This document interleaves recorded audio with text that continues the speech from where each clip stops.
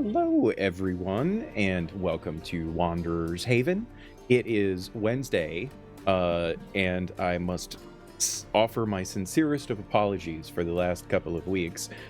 My lungs decided that they didn't want to work anymore, and I still have a little bit of lingering issue from that, so I'm going to try my best to not cough into the microphone as much as possible, and I'm going to mute myself whenever, but I will apologize in advance because I'm fairly certain that I'm going to miss one or two of those instances, and if you're wearing headphones, I am so sorry.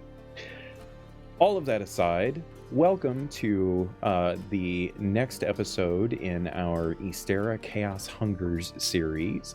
I have a wonderful cast of people here with me at my virtual table today to continue telling the tale in these, what we have affectionately dubbed the Chaos Arcs.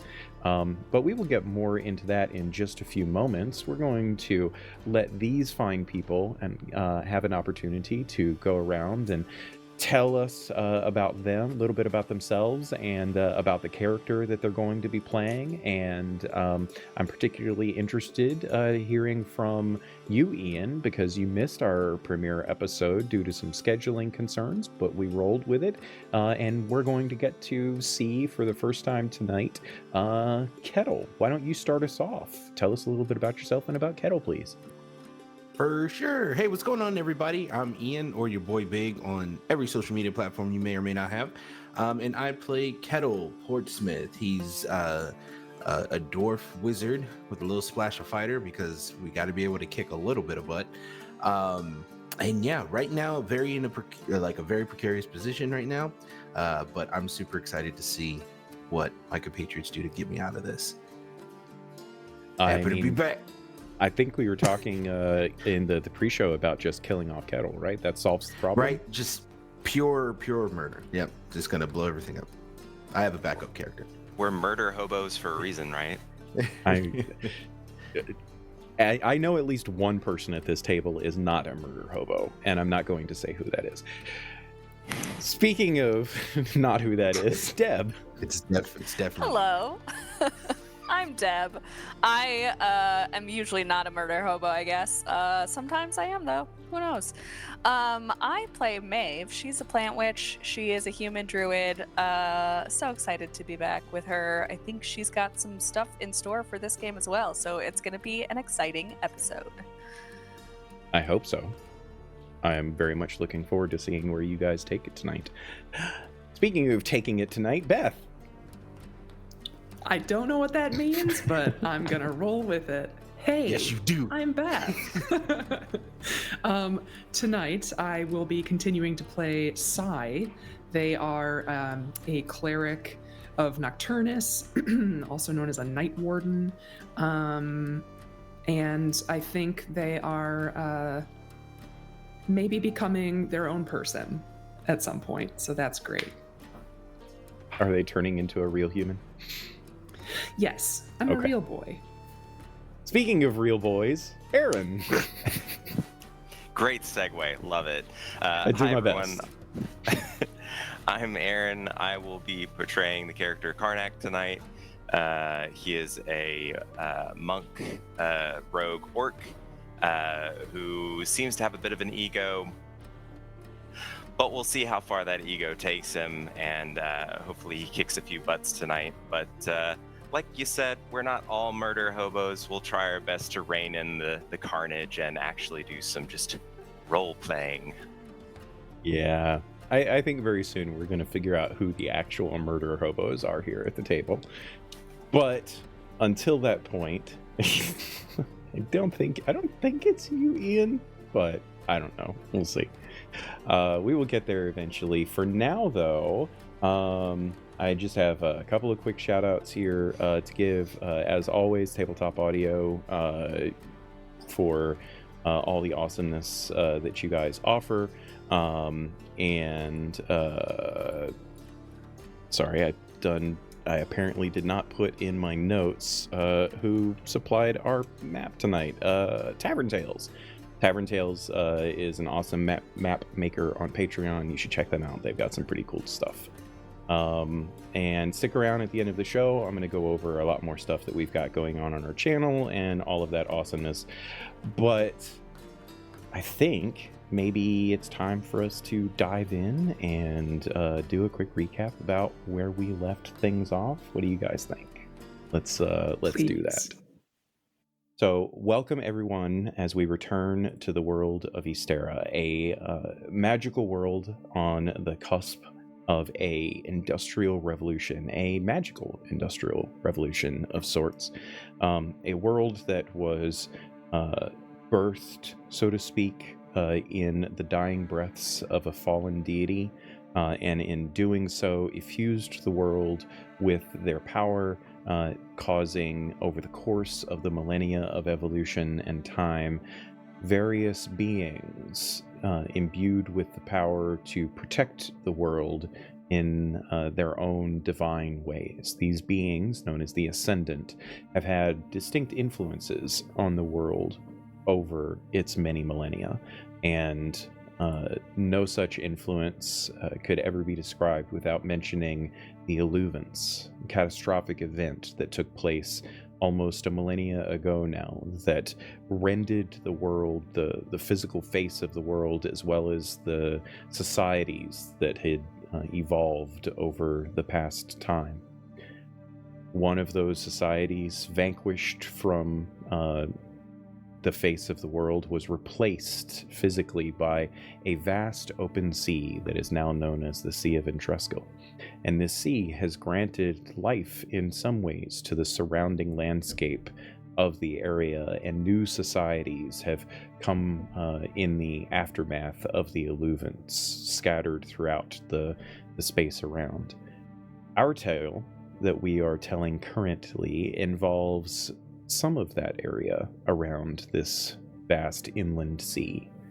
A tale involving a group of individuals working for a clandestine organization known as, oh my god, brain gone, the Initiative, known as the Initiative. This group seeks to better the world in secret without taking any credit for doing so, and our intrepid adventurers that are with us today have been a part of it for some time. Some of those adventurers are now seeking one of their companions, a member of the Initiative, perhaps newer than the others, that has gone missing, seemingly taken by a group of orcs in the wild tribelands. Wild in many ways, not just the landscape being as harsh as it is, but also wild in the many different tribal groups that flourish among it. A place that has, for untold millennia, not been conquered, not by any modern society anyway.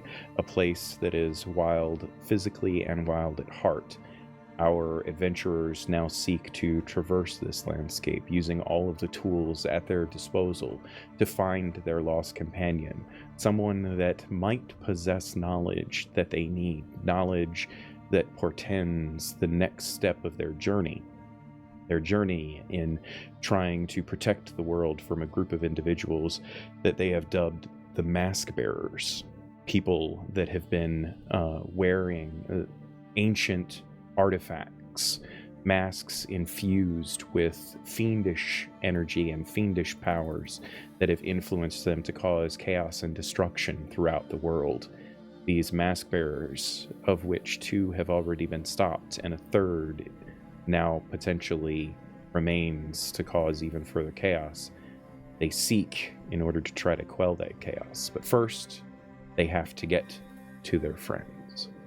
So, ladies and gentlemen, as we return to the vast wild tribelands, Maeve, Sai, and Karnak, along with Karnak's dear companion, Anklebiter, a very large clawfoot plains runner that travels with him most of the time, his mode of transportation, but in this particular case, getting a little bit of respite as you all have been taking advantage of Maeve's ability to summon forth the winds and turn all of you into the winds to carry you vast distances in short times or great lengths, allowing you to potentially catch up to whoever it is that has taken your young dwarven companion, Kettle.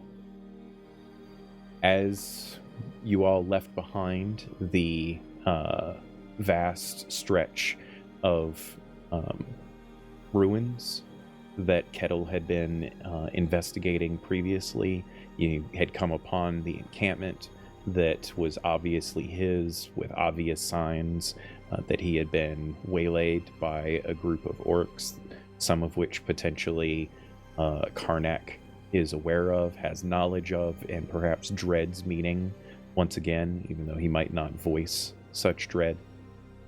You all left that behind in search of your friend Kettle, and as you have been traveling for a couple of days, following Karnak's guidance as you all follow the trail that is relatively easy to follow. The orcs do not seem to be trying to mask their presence or anything of the sort.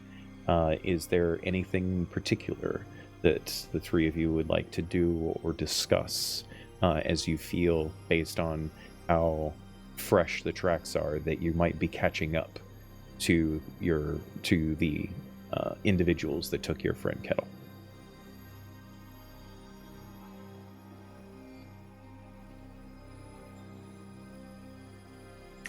Hope you're alive, buddy.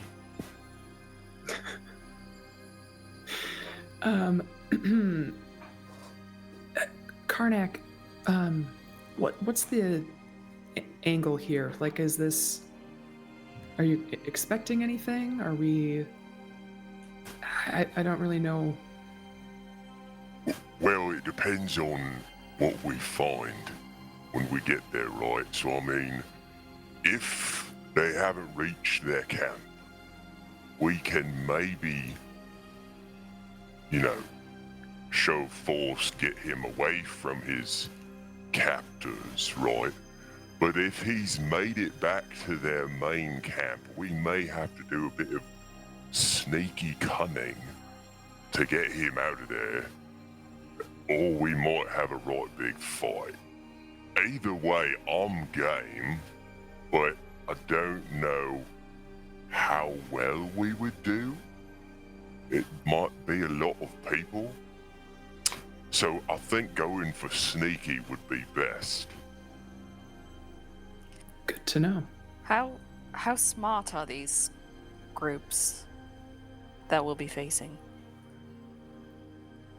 Well, it depends, right? If it's a straightforward fight, it might be a bit tough, right? They're pretty combat trained. This isn't your just nomadic ragtag of people. They have a reputation. But if we're able to catch them off guard, I suppose we can use the old noggin to kind of wiggle our way around and potentially outsmart them.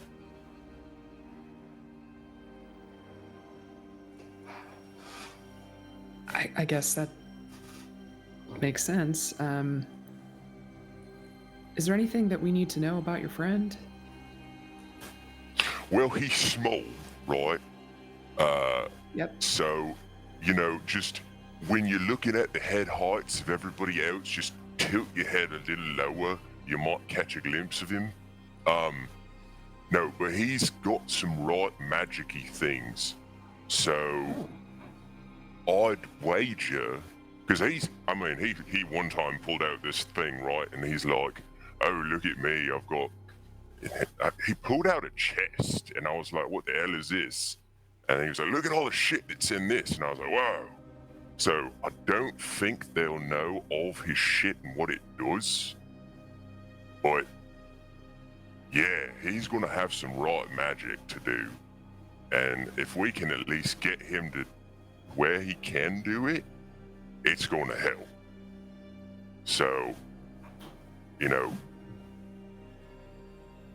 short, magic. Those are the big points to go for right now. Perfect. Thank you. Does his magic help him be stealthy? Because if we want to sneak in and sneak out, is he going to be good at that, or are we going to sneak in and then create some chaos leaving? I could maybe put a bush on him and no one would know. But I think he might have something up his sleeve for us to do to where he can at least sneak something. I mean, I don't know his full repertoire. He got like 5 books in his backpack and says, "Oh, Karnak, look at this and look at this." And I'm like, I don't know what the hell this is. It's all jibber jabber to me. But he seems to think it helps, so I don't doubt it doesn't, you know. But yeah, I believe in Kettle. I think despite this is his first real go at it, he could probably hold his own. Honestly, we've had worse odds going into situations, so this sounds right. Let's get your friend. Come on. So we'll say that conversation took place on the last morning that you have boarded before you think that you're very likely going to catch up to the orcs. It's also worth mentioning that Karnak has probably informed you guys up to this point, because like I said, you've been traveling for a couple of days, that he estimates their numbers to be around 6 or 7 orcs and likely 2 prisoners as well. And so as you guys venture out at the beginning of the day, you have an opportunity to, of course, change any spells for at least 2 of you that have magic and the like, and do any other preparations that you might want to do for the day. But Maeve still needs to cast the Windwalk spell one more time in order to help facilitate the catching up. Also, out of curiosity, is this the first time Karnak has traveled via Windwalk, you think? I think we established that it was because we had that whole situation with Ankle Biter, and right, like he didn't know what the hell they were talking about. Yeah, been a couple of weeks. I'm probably going to forget several things that we might have already covered in episode 1. Yes, so you guys cast the Windwalk and set about on the journey. You get through most of the day. Like the Windwalk spell is pretty close to ending its 8-hour duration, and evening starts, like the suns start setting in the western sky, and you start having a little bit of concern about how far ahead the orcs might be before you spot a cave off in the distance. And as the suns are setting, you see a couple of very large, physically imposing, similar to Karnak in their physicality, individuals, like entering in through into the small cave. It's basically just almost like it's the kind of cave that the mouth of the cave is not entirely straight up and down. It's kind of in a backwards angle, and the cave obviously goes down into the earth a bit. There's a giant hill that it is at the bottom of, and there's a number of like trees and greenery and such around it. This is all steppe land though, so there's a lot of rocks, and it's not all entirely green, but it is still vibrant and verdant in a lot of ways. Certainly something new for Sai anyway, in seeing the wilds of this place. So maybe even that's something to think about, Beth, how being in the wild tribe lands for the first time might have affected Sai. It's obviously not the first time Karnak has been here, and Maeve has been in enough variants of natural surroundings that none of this is particularly foreign to her. But as you see these orcs off in the distance, you rest your way down to the ground. You find a few trees, maybe a good half mile distant from the cave, for you to set down at and discuss your plan further.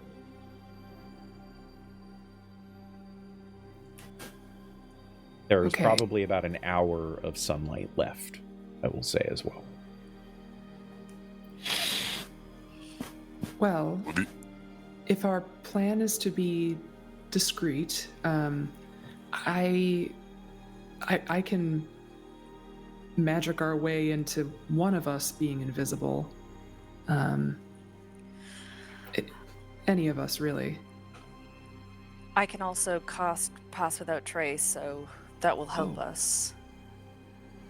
That will be very helpful. Maybe I'll save the invisibility, perhaps for our new friend. Right, yeah. I mean, looking for a small invisible individual is, wow, that's a real tongue twister, is pretty hard, I'd imagine. I mean, it certainly couldn't hurt. Right, yeah. I mean, I'm right sneaky, but I've got a few tricks up my sleeves in case I need to. Like she's got Pass Without a Trace, I can do that. I can create a little minor illusion, like, hey, your pants are down, and whisper that in one of their ears, and they'll be like, oh, well, I gotta pull that up, How many times have you used that one? It didn't work the times I've used it. I've had to, stab them in the back because they were like, I'm not wearing pants, or no, they're up. So I was like, well, shit. And then I had to stab them. But needless to say, it'll eventually work. Yeah. Just keep on trying. Just you wait and see. By the end of the day, one of them will be, looking for their pants on the ground. I can't wait for that day, truly. So, okay, we have the ability to be a little bit sneaky. What's the plan beyond that?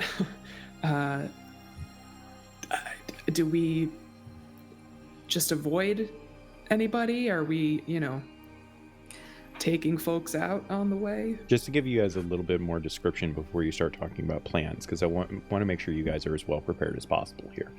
The mouth of the cave is not very large. It's maybe only 10 or 15 feet across, right? And the ground is still pretty wet. That's part of the reason that you guys have had such an easy time of tracking these orcs over, because ostensibly they've been traveling for more than a week at this point.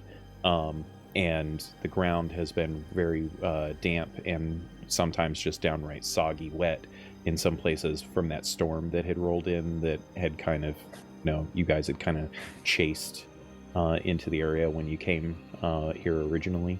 So it's slightly overcast. Like I said, the suns are setting soon, so night is going to come quickly. There's still a lot of clouds, so there's lots of opportunity here for sneaking if that's what you want to do, above and beyond your magical abilities to supplement things. But it is worth knowing that the cave is relatively small. You could maybe scout for different entrance if you like, but it's going to be short of using invisibility. Karnak would be relatively confident that if he's right about who these orcs are, you're probably not going to they're going to see you coming once you get up to the mouth of the cave at the very least. Potentially hear you coming too. Do you think that they would be tricked if we caused a diversion?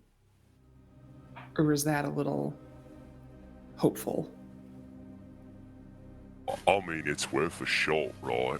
You never know. Just like the pants down thing, you never know until you try. I mean, pants down is certainly a diversion, though I don't know if we should count on that entirely. Just like I said, just wait. I'm gonna get someone. But yeah, I mean, I can get up close and, maybe throw a rock off in the distance, or, I've got my little minor illusion, so instead of whispering your pants are down, just, off in the distance, make like a scream of some sort that they have to investigate. Or If we're talking about creating a diversion, I mean, I don't know how much a rock is going to do. I can make a portion of the earth erupt. And I don't know if Karnak and I cause a diversion and Sai, you go in invisibly. You could take my expeditious vapor, use yours, and use mine on Kettle, which would get you out faster. We could do that, yeah. Well, how many are in there, we think, right? Like a couple inside the cave? Well, remember, last count, Karnak, based on the tracks you had been following, had thought maybe 6 orcs and 2 prisoners. And Like there's this two. is a hunting/scouting party. It's not like, a full tribe.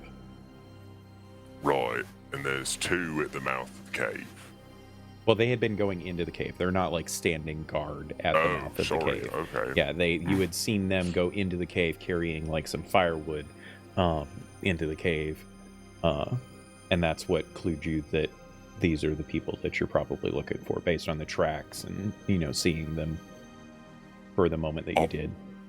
I mean, it depends on how many we get to come out and look at the diversion, right? I'd assume if they're smart enough, they'll at least leave a few to watch the prisoners.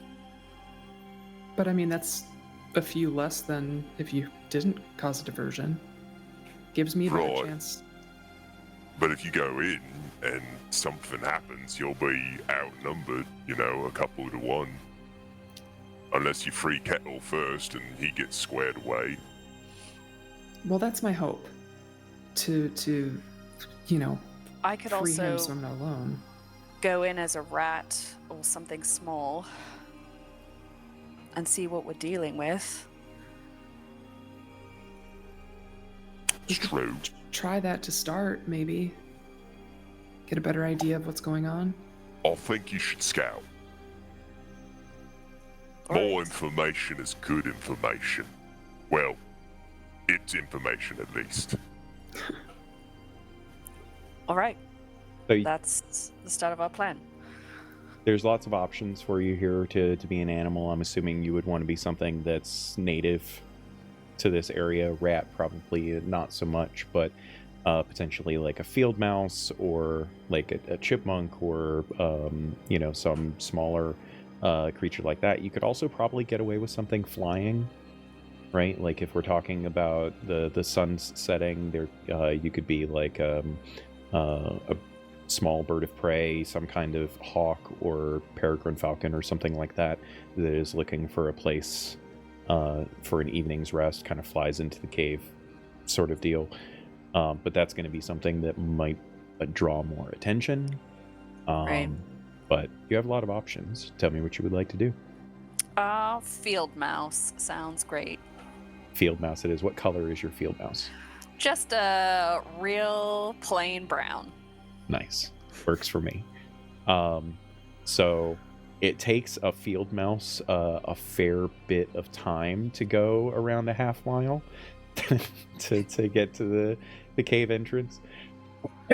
But you still have plenty of time for the suns to set. I'm assuming that this endeavor is going to be something you're going to want to do at night anyway. So, field mouse is perfect. You scamper your way off in the distance. Sai and Karnak, you're able to keep sight of Maeve for a good bit of it before her small, diminutive size just is almost impossible to see in the brush grass and the rocky terrain. And so, yeah, as Maeve is like making her way up to the cave entrance. Why don't you go ahead and roll a stealth check with advantage here? And remember, you're using the mouse's dexterity, not your own.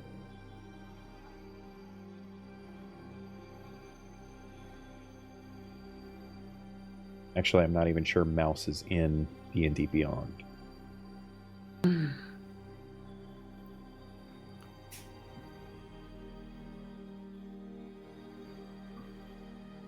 We can use a rat's dexterity though, so that's a +0 because it's an 11. Okay, great. I'm gonna be nice though and say that a field mouse is more dexterous than a rat, and we'll call it a nice 12. You can have a +1.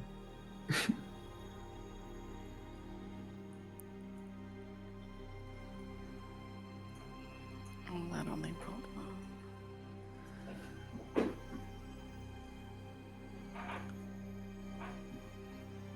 13. Okay. You make it up to the cave entrance without any issue, really whatsoever. As you like poke your head around, you catch sight of an orc, maybe about 15-20 feet down into the cave, as he chucks a bone at you. But very quickly, as the bone kind of bounces past you and you kind of duck to the side, you realize that he wasn't throwing it at you as much as he was just throwing it out of the cave, and you just happened to be there in that moment. And so you kind of creep back up and poke your little mouse head over a rock to kind of peer inside. Looking inside, you can see that they haven't lit a fire or anything yet. And the little bit of sunlight that does kind of creep in that you can see with, because mice don't have dark vision, a little bit of light there, you can see it's all like dim light and there's figures moving in the distance. I will say that you can confirm that there are 8 people, and a couple of them are kind of like not huddled together, but they're like laying down in almost field-like positions, leaning up against the back wall of the cave, some distance away. It's not a very large cave. It's decent size, but it's not very large. It kind of it has different elevations inside of it. There appears to be what sounds like a trickle of water coming in on one side of it. And from what you can tell, well, give me an insight check. Let's see if you can pick up on more about the orcs before I give too much away.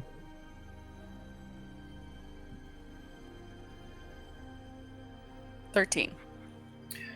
Yeah, so you can definitely tell that some of the orcs are arguing with each other, and the one that had chucked a bone of whatever animal it had just eaten, it seems bored, and he's the one that is closest to the entrance of the cave itself.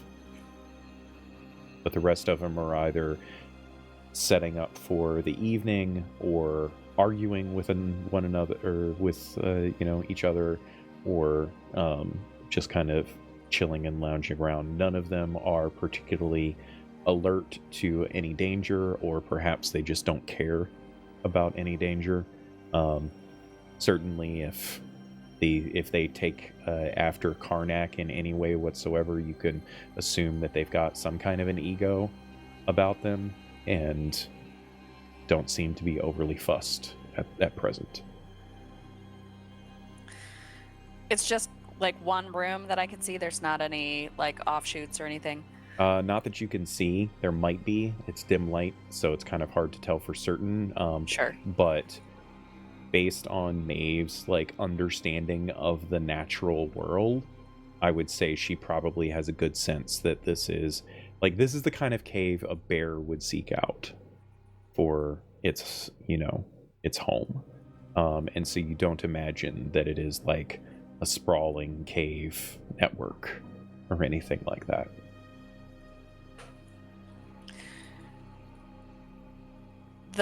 So there's 6 orcs and 2 people that you said were kind of lying down assuming they're the prisoners, is there one that's like fairly close to them that seems to be guarding them, or they're just kind of ignoring Yeah. the two on them? There's one that's in decent proximity to them that's kind of Okay. just sitting there, maybe setting up his own like bedroll for the evening. Like I said, a few of them are setting up for like this is where they're planning on resting for the night.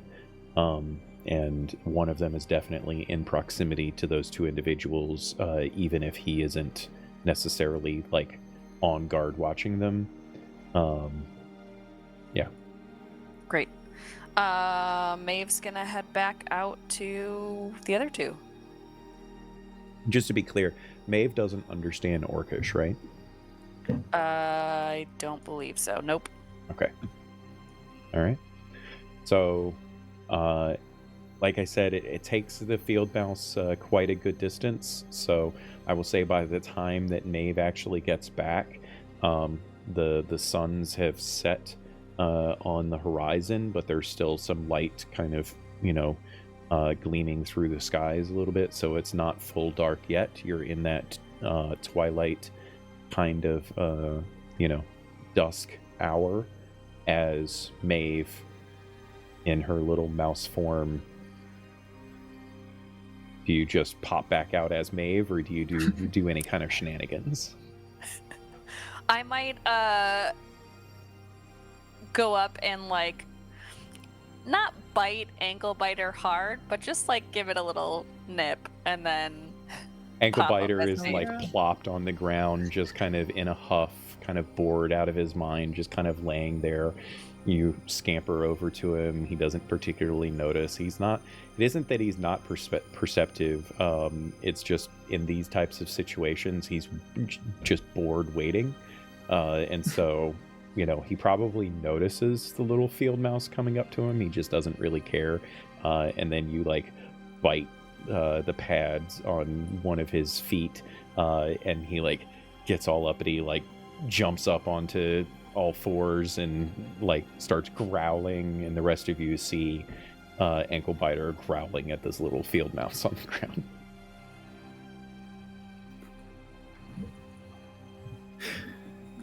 Don't you dare. Ankle biter, no. I'd like to see that fight where you try and wrestle away a piece of meat from ankle biter.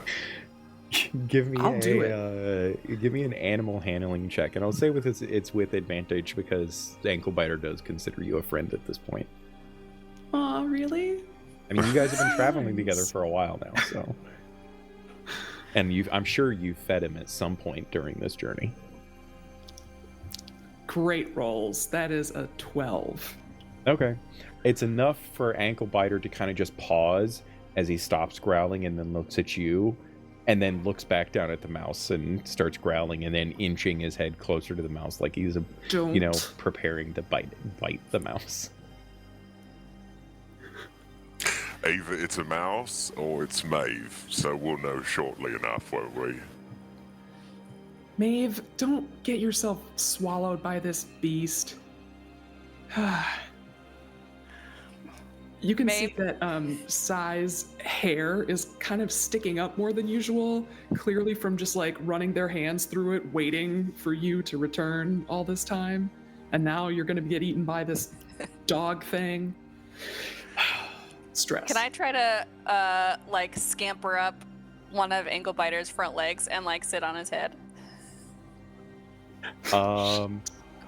Okay, let's go ahead and roll a acrobatics check or athletics. I could go either way. But if you go athletics, the mouse does not have very good strength, so It is 13 acrobatics. okay. Aaron, you roll a d20 for me. Right.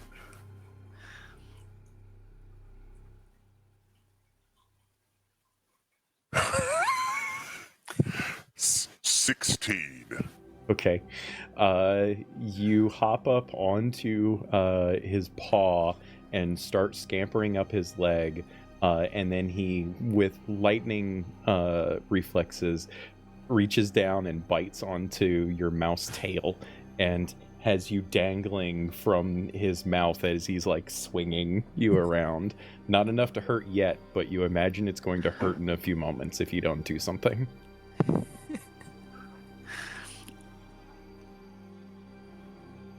I will drop the mouse form and Okay. return to Maeve. All right. You drop the mouse form all at once, like well, actually, why don't you describe for us what the shape-shifting process is like for Maeve's wild shape? What does it look like for that to happen? It is just like a rapidly growing transformation process, and so like the tail like really quickly zooms to nothing, and then this sort of big creature starts to grow, and the fur recedes into her skin, and she sort of falls to a lump on the ground. Okay. Quick question: if we were to pause, like very quickly mid transition, would you look like one of like the middle section characters on an Animorphs book with just like a really scary kind of like messed up face? Uh-huh. Okay, awesome. Just had to know. Oh crap! I'm trying to remember the was it The Witches? What was that old? There's a really old movie. Scared the It's shit the witches. out of me, Yeah. man. The Did witches, they all turn yeah. into mice? Yeah. Yeah. God. That was Love that some movie. scary special effects. Yeah, it was pretty gnarly, honestly. So yeah, you can roll an acrobatics check if you want to see how graceful Maeve is in landing on the ground, or you can just flop for all I care. It's up to you. She totally just flops on the ground. Oh, okay. It's not graceful at all. Maeve just kind of flops on the ground. All at once, Anglebiter is very, very confused, and like gets very, very close to you and starts like sniffing, kind of like almost like like a horse when they sniff and snort at you, and they're like getting all up in your business, and it's huge because of how big their head is and all of that. That's what's happening to Maeve at this point. I just pat him on the snout and try to give him a little kiss. Okay. You're able to give him a kiss on the head. That confuses him even more. He just kind of leans back, sits down on his haunches, and looks back and forth between you and Karnak for a few moments, confused as fuck. Look, I'm not going to do that shit to you, so don't look at me for that. You're clingy enough as is. Nice. Okay, we've had our fun now. This is no more recklessness, I hope. Well, it depends on what you mean by recklessness. I think so. Karnak was right. There are 6 of them and 2 prisoners. Okay. They seemed bored. So if we want to cause some chaos, I think they would be pleased with the distraction, and we can get Kettle out. Okay. I can go invisible and sneak in, hopefully right after a diversion is created.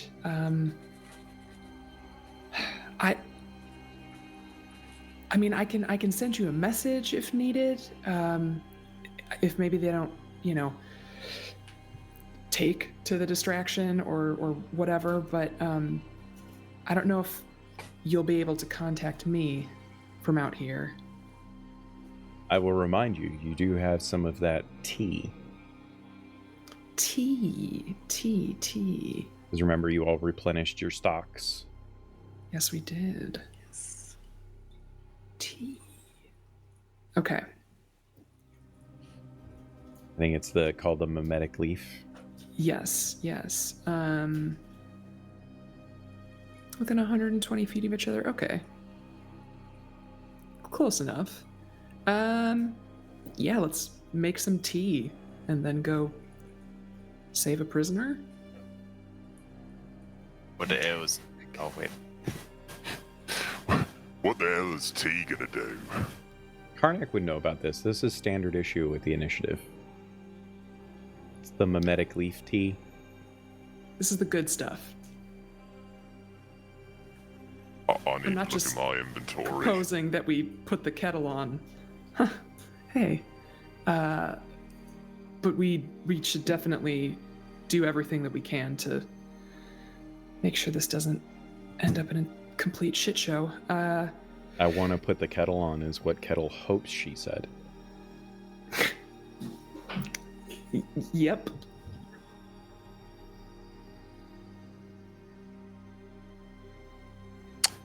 I mean, sure.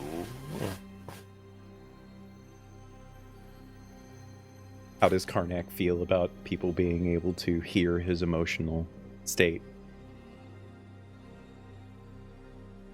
Sorry for them. So you all sit down and brew some of your mimetic tea. After a minute of drinking it, you start hearing those intrusive thoughts, sharing memories and thoughts with each other. What are each of you thinking in this moment?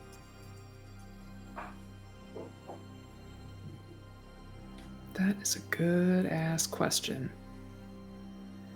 Okay, so Sai, as I would probably think is typical, a read on them, you get just a good amount of apprehension, a little uncertainty, but there's also a pretty decent amount of confidence sort of trying to push its way to the surface. Certainly confidence in her companions, but yeah, I think it's what you would expect in terms of preparing for, a sneaky mission. Maves is similar, I think. She is thinking about not just this part of the mission, but the whole thing ahead, and knows that as soon as they get this out of the way, then they can get on to the next part of their tasks.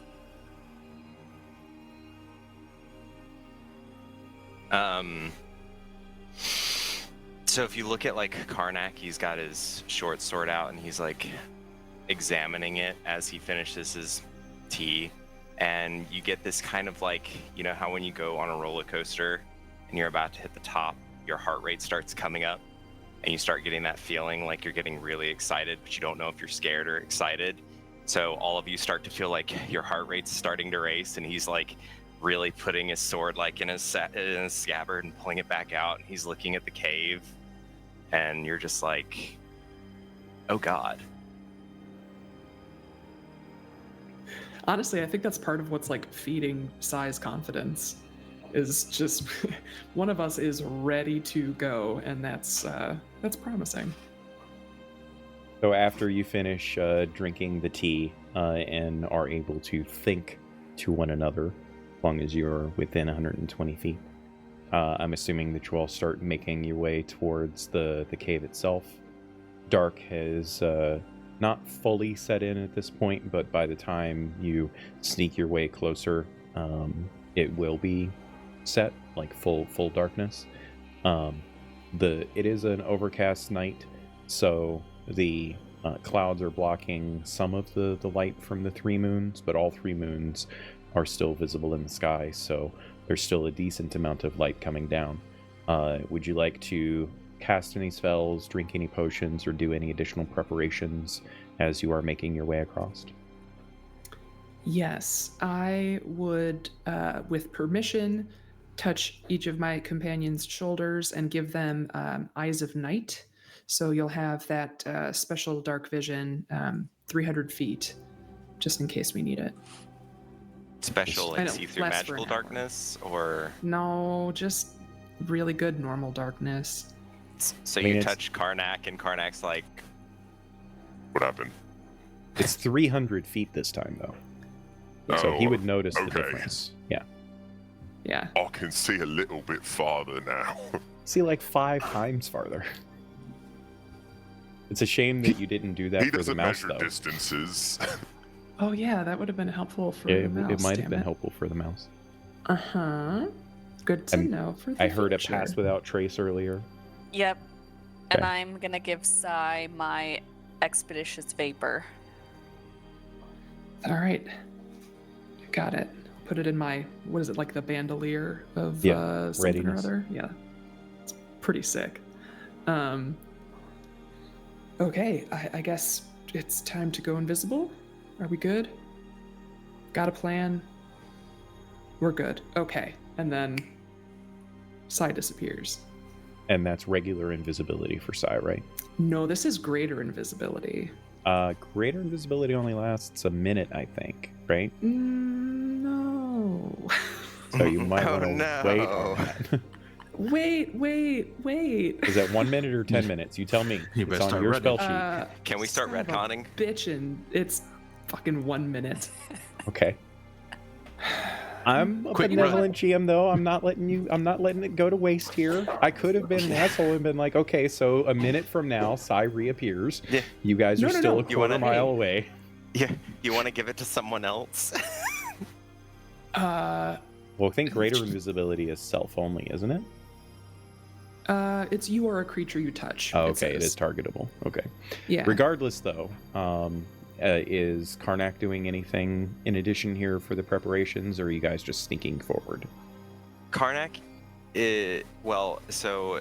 and anyone can correct him. He's under the impression that Sai is going to go in to retrieve the prisoners and get out, and he's going to be out here with Maeve to help create the diversion. So he's going to kind of wait and see how well it brings out enough of them, and he's going to see what he can add to kind Okay. of encourage them to leave the cave. All right. And is Ankle Biter coming with you?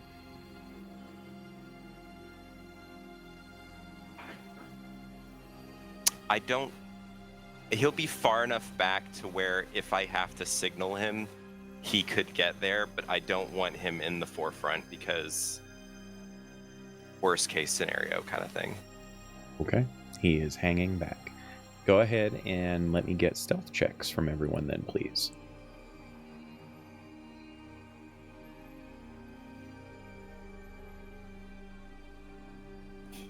24.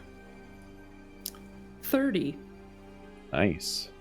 21 Is that with the plus 10 bonus? plus 11, but yes.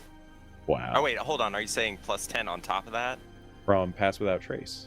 Oh, 31. Nice. Yeah, you guys are, in part because of how well skilled all of you are, but also the benefits of the subtle magic that Maeve imbues in the area around her, that masks your sound and obscures your vision, or obscures vision of you in the night air. You all are able to sneak pretty much all the way up to the edge of the cave. Oh, Beth, you rolled with advantage too, right? Because of you don't have invisibility yet. Never mind. Sorry. No. Yeah, you sneak up to the mouth of the cave. Thanks to your stealth and the dark vision, each of you are able to look into the cave itself. Perhaps like one person on one side of the cave and two people on the other. Kind of looking in through the entrance from each side of the cave, and you're able to peer deep within. You can see at this point they still don't have any kind of like fire or anything yet. Maybe they're waiting. Well, you're not really sure why they're waiting on it, to be honest. As you all get close, Aaron, Karnak is able to hear the arguing taking place, and they're basically like arguing over who gets what from the spoils that they have from the two individuals that they have captured. You catch from the conversation that they had 3 at one point, but one of their prisoners died, so there's argument over, since that guy died, does that mean that his stuff is now theirs and they don't have to take it back to the rest of the tribe? And maybe if the other two die before we get back, we don't have to give anything up to the rest of the tribe, that sort of thing. It's a lot of petty arguments over, stuff, most of which they have no ability to use or the like, but that's never really mattered to the Reaved. As you guys look into the cave, you can see that the Cleaved, sorry, not the Reaved, the Cleaved. You can see that these orcs are, they're like Karnak in, they obviously have orcish heritage. Their skin hues kind of range a bit, green and brown, and not quite as orangey perhaps as Karnak's, but they're vicious looking. They're almost feral in a way. As you look upon these orcs, you can see just how physically intimidating they are. And it doesn't take you very long to ascertain that Karnak was probably right in that this is not the kind of tribe that you can reason or barter with. That they are vicious. You can tell from their tusks and teeth that have been externally filed down to be as sharp and imposing as possible. Their sheer physicality, the brutishness by which they seem to be presenting themselves. It's very unlikely that any contests or circumstance dealing with these individuals is going to result in anything but conflict.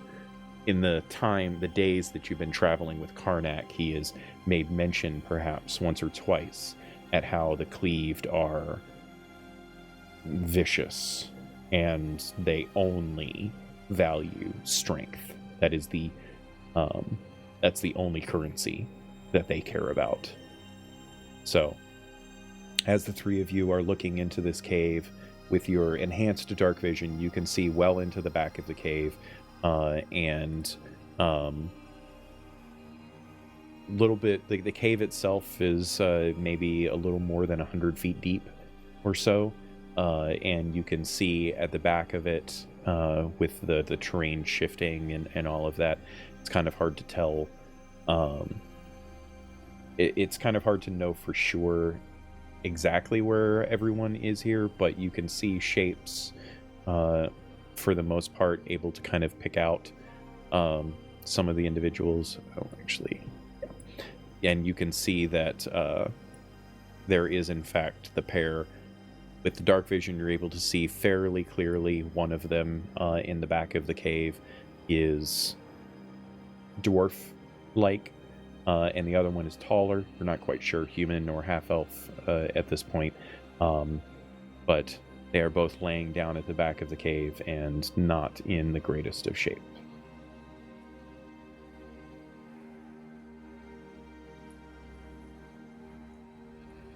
Okay. What would you like to do? You will feel Sai,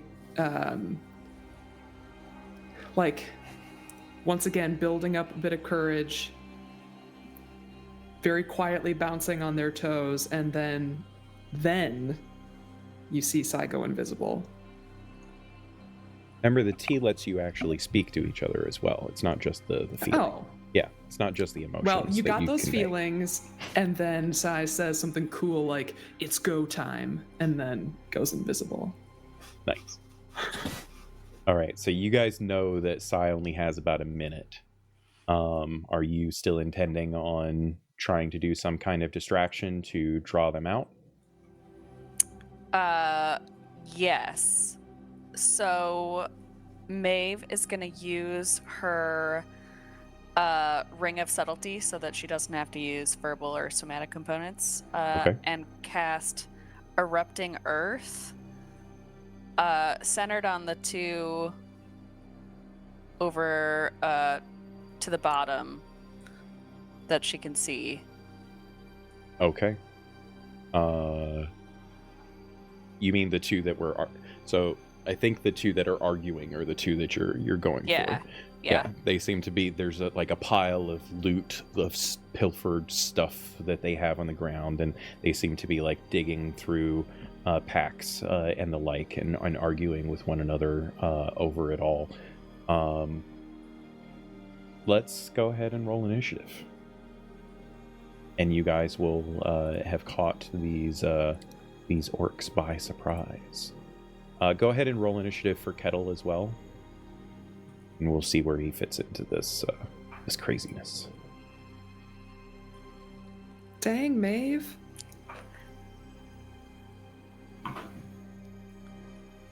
So I've got a 21 for Maeve, I've got a 15 for Sai, I've got a 20 for Karnak. What about Kettle? I got a 6. Perfect. Seems appropriate. Tracks. Seems appropriate.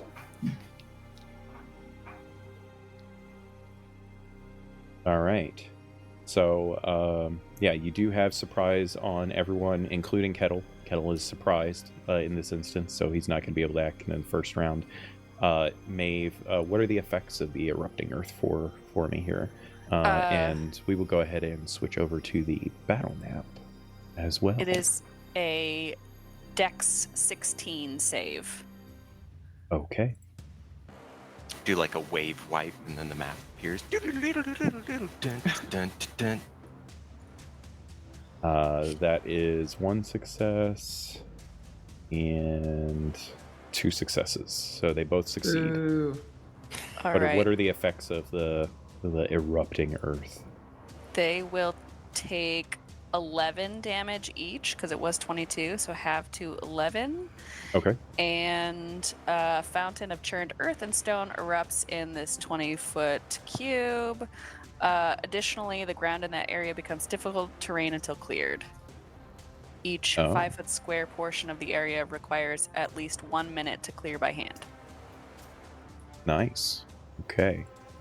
So we will say, you said it was a 20-foot cube? Yep.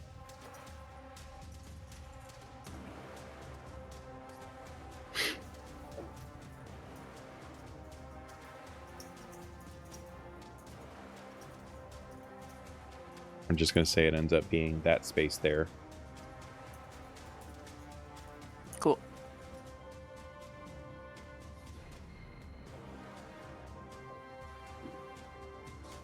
All right, nice. So yeah, the earth erupts beneath them. A bunch of the stuff that they were arguing for kind of flies as well from the force of the explosive earth that erupts all around them, sending some things scattering through the cave, or at least in the vicinity of them anyway. They are completely caught by surprise.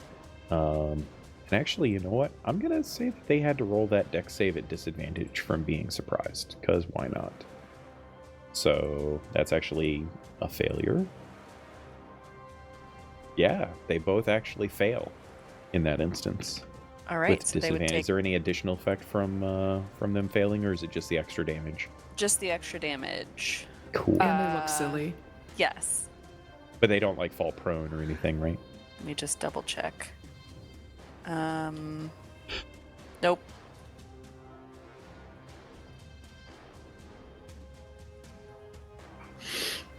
So while Maeve is checking on that, we'll go ahead and say that it is Karnak's turn. What would Karnak like to do here? I'm gonna, defer my action? I think you can drop yourself in the initiative. Yeah, are you trying to like permanently lower your initiative order, or are you just holding your action to do something? I'm withholding my action until I see the actions of my enemies. Well, they can't act in the surprise round. Oh, that's true. I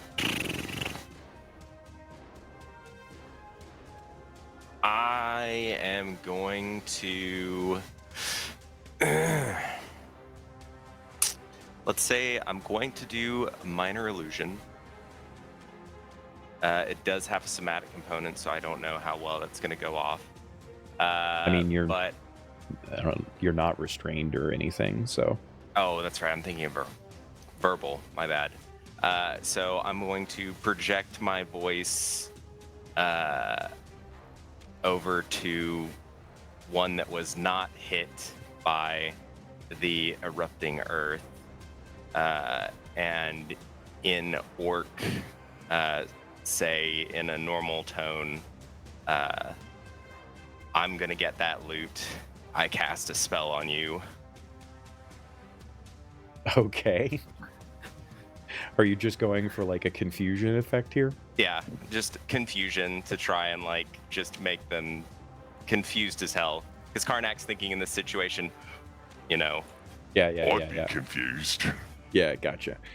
So which one are you going for? Because there's 4 on the map there that you can see that were not affected by the erupting earth. So let's do the one that's in between the furthest one and the third furthest one. He's got this one.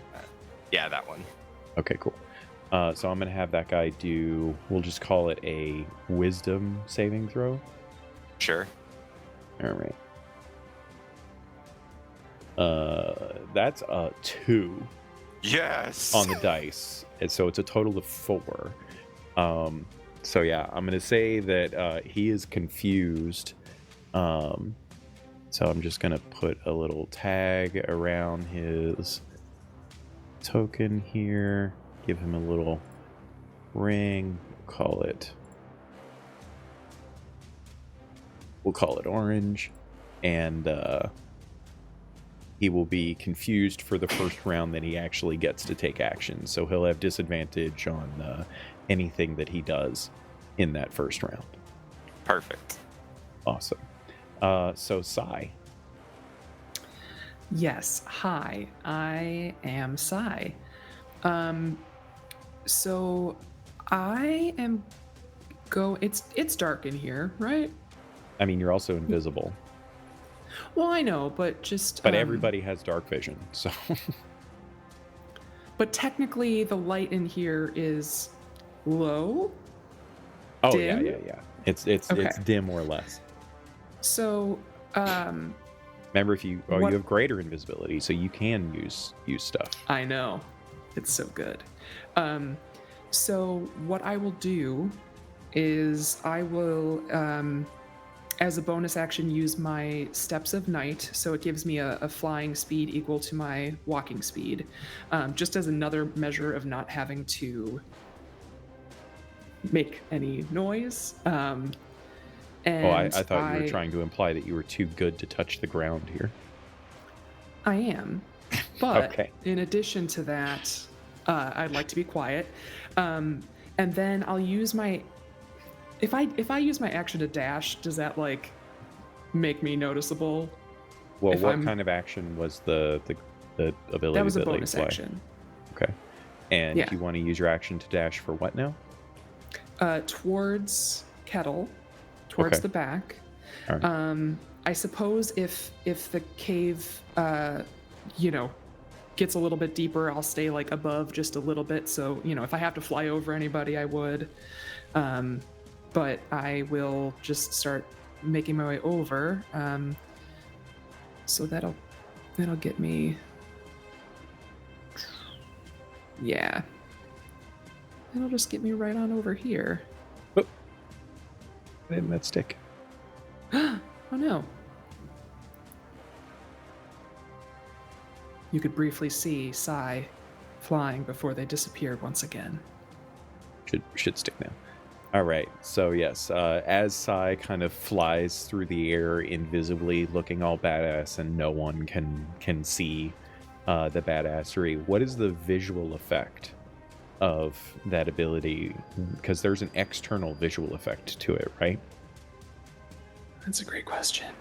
Doesn't it? Just have like a puff of smoke behind her as she flies across. So it just says, let's see.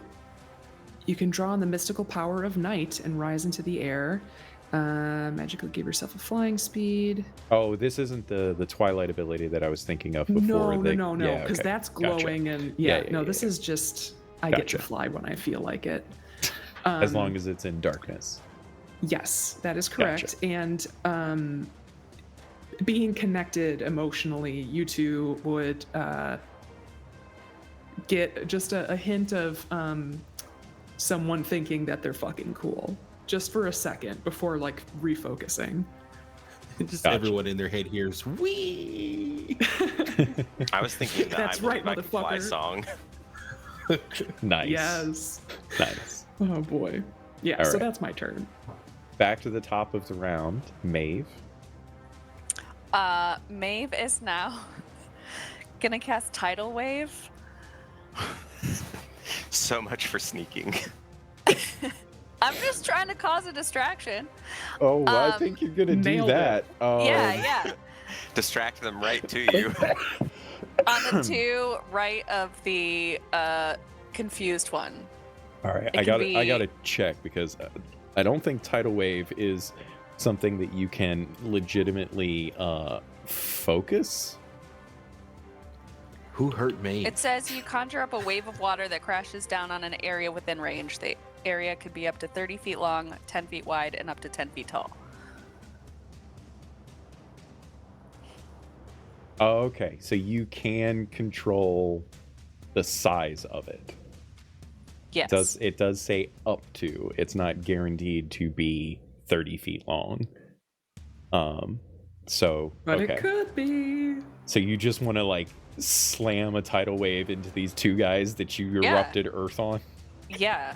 I want them to think that the cave is like exploding or some creature is going to come out of the earth. I don't know. Just chaos.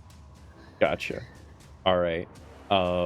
So do you want it to originate from the body of water that Maeve knows is like the water that she hears kind of flowing in the cave just to the south of them? Do you want the tidal wave to just like erupt out of that and slam down on top of them? Can I have it erupt out of like a crack in the cave wall to the like on the top of the map? Sure. Yes. Like where it just starts to like, like a dam breaking where it starts to seep in with a couple of trickles and then all of a sudden explodes I outward. mean, you can pick the origination point because it doesn't originate from you, right? So realistically, Right. if you wanted to, you could get like 60 feet you out could of it. get all three of these guys Sure. Yeah. in a like it erupts out of the top here, out of the crack, and just Yep. crashes through Absolutely. the cave. All right, we'll go with that. Dex 16 save. Okay. So that's this guy. He has an awesome dexterity bonus of +2, so he got an 8. He has I rolled a 15 and he has a +0. This is the two that are down there, and this guy has a +1, and I rolled a natural 2. So that's all three of them. They all take 27 points of bludgeoning damage Oh God. and are knocked prone. Okay. So, a couple of those guys are looking pretty rough. We're not gonna kill them. No. Sorry, did we talk about murder hobos? Was that a thing that we discussed earlier? Huh, okay. We did discuss that, in fact. Where is my... Oh, there it is. Okay, so... Those guys are all prone. And dare I ask if there is any additional effect here?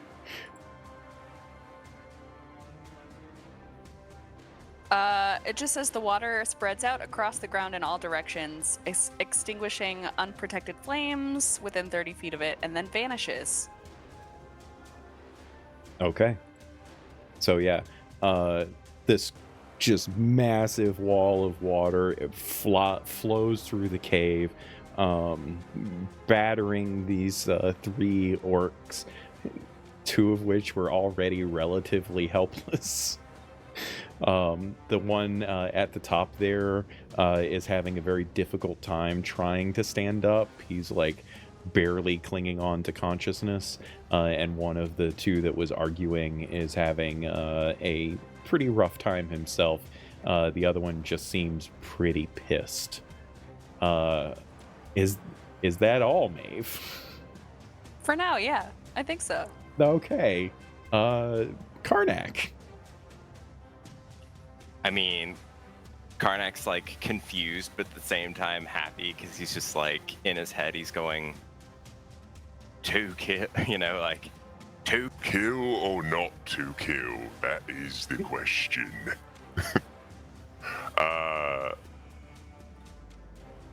So, seeing as we're going a bit ham, I mean, he's kind of like fuck it at this point. He is going to shadow step behind the closest one, and I forget what is adding a poison to your weapon. Is that an action, a bonus action, or? For you, it is an action. Okay.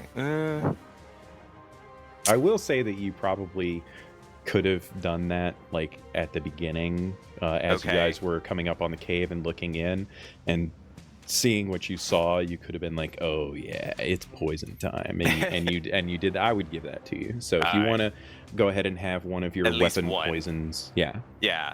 So let's give a little bit of the enriched pseudo-dragon poison on one of my short swords and hit the guy that I just shadow stepped behind. Go for it. I'm sorry, what now? Yeah, that's a thing. Oh my god.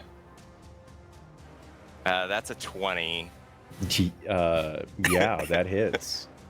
Alright, so I roll damage, so that's 11 normal damage, and then where's my sneak attack damage? You don't even do. He had 3. Or oh wait, no, that's not that. No, guy. Okay. He's undamaged. Right. Okay, so 11. Keep going. I think sneak attack is 3d6 at this point. Probably. Yeah. Let's see here, d6. Plus 6 sneak attack damage. Wow, that was a shitty roll. Yeah, it really was. I'm not happy. And then the enriched pseudo-dragon poison means he needs to take a DC 15 con check or be poisoned for 1 hour. Okay. It's a natural 20. Damn. Total of 23.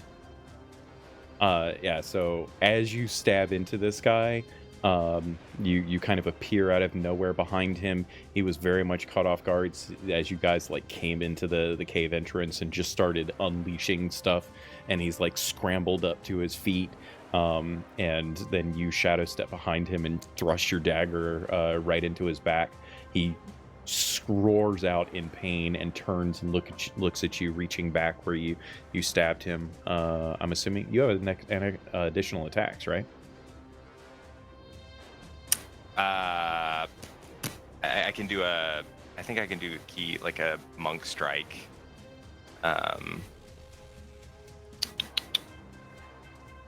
Yeah, I think I can spend a key point and do like a Fury of Blows kind of thing.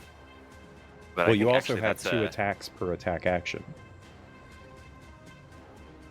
Oh, you are totes right. I did not even see that up there. I'm used to the 1 attack, Jack. All right. Yeah, let's throw in another one. Why not? Higher this time, 22. That hits. You do not get sneak attack on this one. Okay, that's fine. 7 points of damage, and I only applied the poison, we'll say, I guess, to 1 sword. So. Well, you're attacking with the same sword twice. Oh. Does he have to take a save again? Yeah.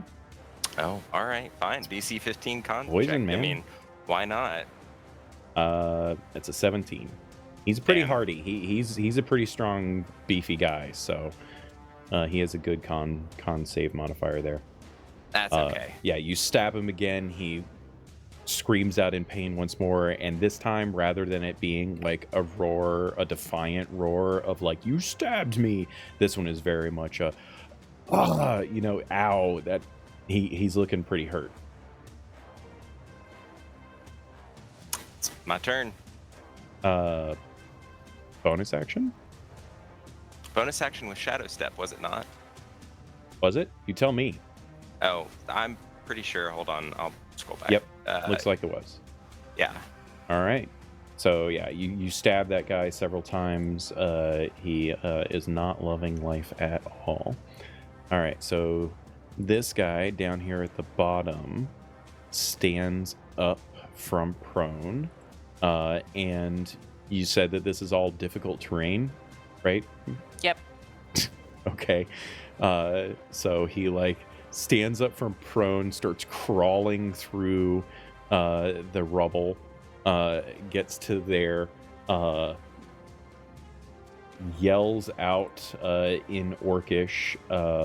He gives a battle cry, which seems to bolster his Orcish allies around him, and that's all he can do. This other one does the same in regards to standing up from prone, crawling through to the edge of that, but let's see. And then he's going to use his action to charge Maeve. He can't attack or anything, but he can at least get close to you. This fellow up here, his turn. He also stands up from prone. He weakly gets up to gets up onto his feet. Let me actually check something here. He's pretty well fortified. He isn't loving life at the moment, but you hear him roar out kind of in combination of pain and defiance, and he reaches up and grabs onto this necklace made of teeth around his neck, and he seems to utter a prayer. And as he does so, you see his eyes glow red. And with his movement, he leaps across this small chasm. It's only 5 or 6 feet, but he leaps to the other edge over here, lands next to Karnak, and has 2 axes, vicious-looking axes drawn.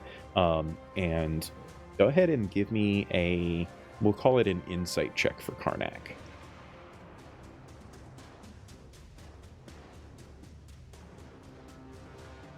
That's a 16. Okay. You are familiar with the cleaved enough to know that this guy, in that prayer, that utterance that he did, has basically invoked a kind of death chant where he knows that he is about to die. And usually when they do something like this, they take someone with them. So he's going to be fighting harder and more viciously, and probably be harder to kill as he is, close to death already. Was that his whole turn? Yes. Okay. Only because he had to clear that space. If it was straight ground, you probably would have felt his axes in your back, but that brings us back to Sai. What you doing there, Miss Invisible? Sai will not float, this is cooler, using their movement to get right next to Kettle. And as I'm coming over, though, can I get a read on this other person? So this other person, is a half-elven individual. They are a tribal person. You can see they're wearing tribal clothing. They are very battered and beaten. And even with the sounds of combat and everything going on, they're kind of just like clenching their eyes. You can tell a person that just doesn't want to be in the situation that they're in, and they're almost like willing themselves to not perceive anything that's going on around them. Partially fear, partially just being so abused and whatnot. They very much out of this situation at the moment, so you're going to have to do something exemplary if you want to do something for them. They are also bound, and you can see that both of these individuals, both this tribal person as well as Kettle, are bound, gagged, and they have blindfolds, but right now the blindfolds are like hanging around their neck. Okay. I am still invisible. I come up beside Kettle, and I will whisper, I'm with Karnak. I'm here to get you out of here. I'll wait just a beat, and then I'll go to untie the ties around Kettle's hands. Okay. Do you also remove the gag? Oh yeah, I could do that too. Sure. Okay. Yeah. So yeah, you pull the binding of cloth that is like it's not like fully covering his mouth. It's like the kind that is cinched really tightly that kind of pulls your lips back. And so right now, Ian Kettle has a lot of cotton mouth going on, and like his jaw hurts, and all of that. Everything on Kettle right now hurts. He's at half hit points. He's got a level of exhaustion. Like there's nothing about this situation that feels at all pleasant for Kettle. But does Kettle do anything as Sai unties him and loosens the gag at his mouth? Yeah, he kind of stretching his mouth. He's like, okay, a scary invisible thing who apparently knows Karnak. I'm gonna kick his ass. Help our friend. Help our friend. Yeah. Can I this round? Is that something I can do? Okay. No. So that was an action to do all that. Okay. Yeah. That is very cool. That'll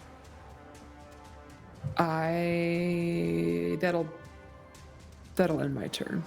Okay. For what it's worth, you can also tell that most of Kettle's possessions have been stripped from him, and are very likely in that pile of wet terrain, wet, awful terrain that Maeve created over there. So it might take a hot second to find Kettle's stuff. Locate object. He still has some. He still has a couple of things, like some of his pouches have not been removed. Kettle, you still have your component pouch and some of your basic stuff, as I talked to you about earlier. But yeah, that is the end of Sai's turn. So that brings us back to the rest of the orcs. The orc that Karnak was gleefully stabbing in the back and attempting to poison. Turns and is he does not do, even though he is extremely injured, he does not do a invocation of death. He instead reaches down and pulls two daggers, two like vicious, gnarled looking daggers out of his belt, and goes to attack Karnak twice. So the first attack is a 17 to hit. That hits. All right. So that is 4 points of slashing damage and 3 points of necrotic damage. As this blade cuts into Karnak's flesh, he can see that it has been basically soaked in pestilence and death. And then the second blade, that's a natural 2. So that's going to miss. No. Yeah. And then this fella standing here up at the top of the thing is confused, or was confused. His confusion goes away, and he's kind of like looking around at his companions and all of the chaos and everything, and he's like, what the fuck? He doesn't get to do anything, though. Or no, wait, he does. He's at disadvantage on stuff that he does, but he's really not going to be able to do much. I'm going to say that he runs up over to here, and then for his action, leaps across the chasm, and looking at his chieftain, or his superior, not his chieftain, but his superior, he looks for guidance, and the superior kind of points at Maeve, and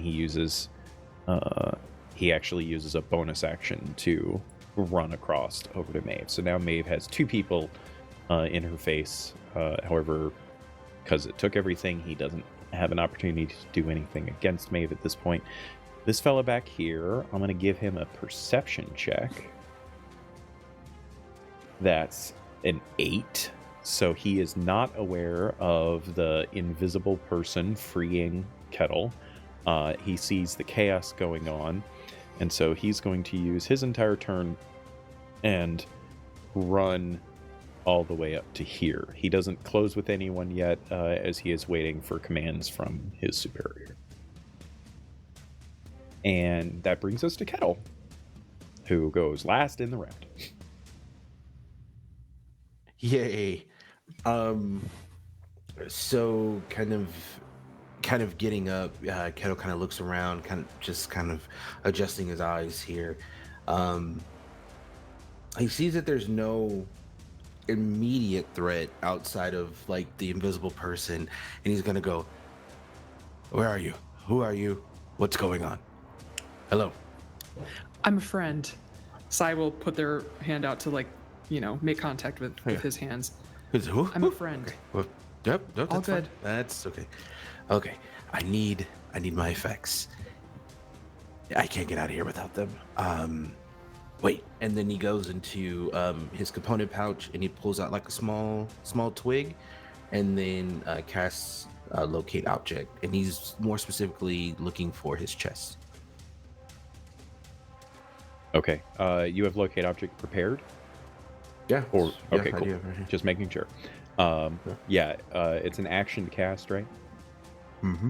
Yeah. So as soon as you cast it, you immediately can see, only you can see the magical luminescence in the rubble, basically right here on the map is where your chest is at, and you can even see like your hammer kind of laying not too far from it, but your possessions that they had taken from you are basically scattered in like that 10-15 foot area. Perfect. Okay. My things are over there.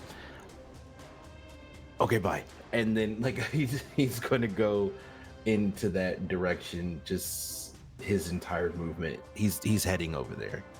Basically. Okay. All right. And no bonus action or anything? Not at this moment, no. Cool. All right. That brings us back to Maeve. Pair of vicious looking orcs in Maeve's face. Are you ready for another one? Oh god. I'm gonna cast Wall of Fire at 5th level and make it, it says that I can make it a ringed wall up to 20 feet in diameter, 20 feet high, and a foot thick. So I want to get as many of these guys as possible. Okay then. Yeah. Maeve is going full beast mode. Maeve's going ham. And we're here for it. Maeve has seen it. I'd like to point out that earlier we said she was the least murder hobo. I know. knew that was wrong, you guys. Come on. But what was I thinking? You said distraction. This is a distraction. You said 20-foot diameter? Yeah. That is a 20-foot diameter. Amazing. All right. When the wall appears, each creature within its area must make a dexterity saving throw of 16. All right. So this is a lot of people. That guy got an 8. This guy got a 12.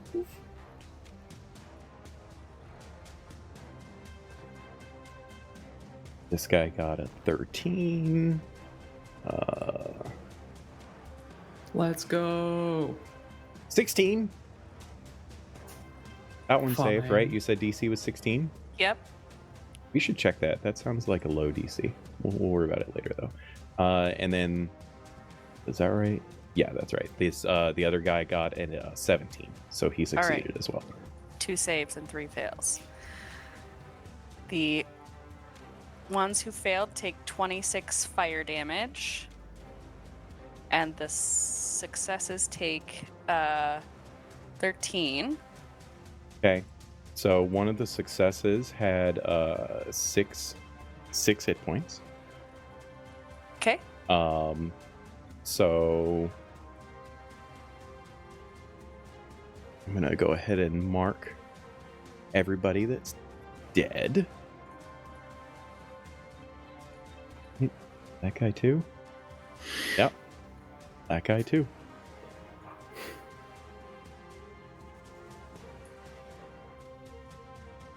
So, you're letting this pillar of fire persist, right? Yes. Yeah, it's concentration. So, Yeah. yep. Okay. It does also say one side of the wall selected when you cast the spell deals 5d8 fire damage to each creature that ends its turn within 10 feet of that side or inside the wall. I'm assuming you've got the fire facing out. Yes. Okay. Which means you're going to want to move away from it as well. Yep. Karnak is going to want to get away too. As this pillar of flame just fills this front entrance to the cave. So yeah, as you do that, that one will get an opportunity attack on you. That's fine. He has a gnarly looking sword. That's a 21 to hit. That'll hit. All right. He strikes out viciously for 19 points of damage. Okay. With his blade. There are rends in the blade, so as it catches your flesh, it doesn't slice cleanly. Like it tears pieces of Maeve away from the slice of the blade. Is that it? For now, sure. Or you're fine with not? just killing 3?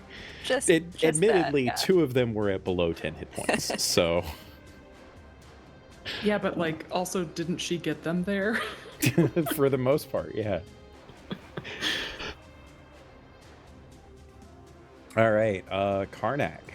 The heat of this pillar of flame riding in Karnak's face, the orc in front of him that he had been stabbing and attempting to poison just incinerates in front of him. What would you like to do? This is going to be a weird thing, but while that guy in front of me is burning, I assume this is giving off a lot of light. Can I at least be in his shadow of his burning body? I mean, sure. Why not? I just need just enough shadow. Sure. I'd like to do shadow step again. The premise is you have to be in dim light, and so otherwise it doesn't work. So if I can at least be in his shadow, then maybe I can haggle it. Do you want to attack first before you shadow step away, or are you just trying to get away? Actually, I'd like to, to the guy that, leaped in front of me and roared, I'd like to do a little... Goodbye. And then blink to the ledge that he leapt from. Okay. And then shoot him in the back with a crossbow. Oh, nice. All right. Sick. You know, you're So I only going to get. This is the concealed hand crossbow, right? That is correct. Yeah. Do you have crossbow master? It is my I don't have crossbow master. I have crossbow proficiency. So because you're using a bonus action for Shadow Step, I'm just letting you know in advance. You're only going to end up getting one attack because it takes a bonus action to reload the crossbow because it has That's fine. the loading property. So I mean, he's got a jump to get to me again, and plus he's got a wall of fire that's in front of him. So, good luck, mate. all right, yeah. So yeah, you Shadow Step up onto the ledge and point your arm. You do a flick of the wrist as this crossbow pops out from the wrist sheath that it is hidden inside. Yeah. Go ahead and attack.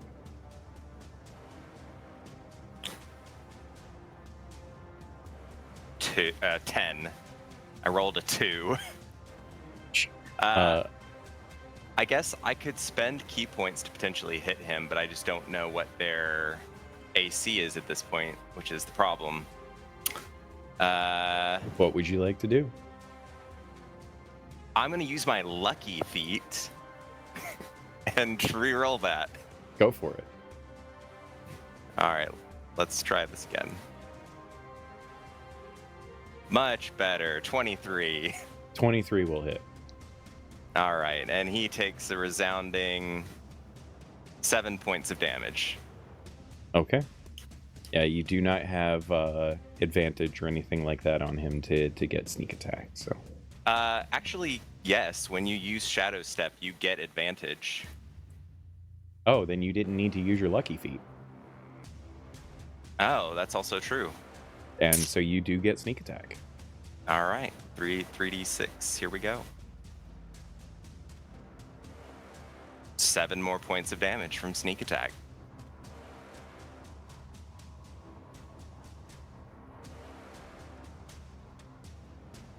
All right.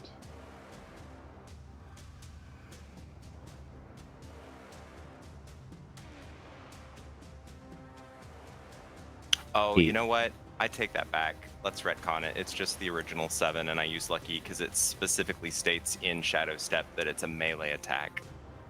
Ah, gotcha. Okay, So, no worries. Yeah, you shoot him in the back. He takes the bolt. You can see the physical impact of it, so you know that it would have been painful. Just whatever this invocation that he has used, he turns and looks up at you where you appear behind him, and he has this menace in his eyes. All right, so the chief can't actually see Maeve, or the commander, I should say, can't actually see Maeve.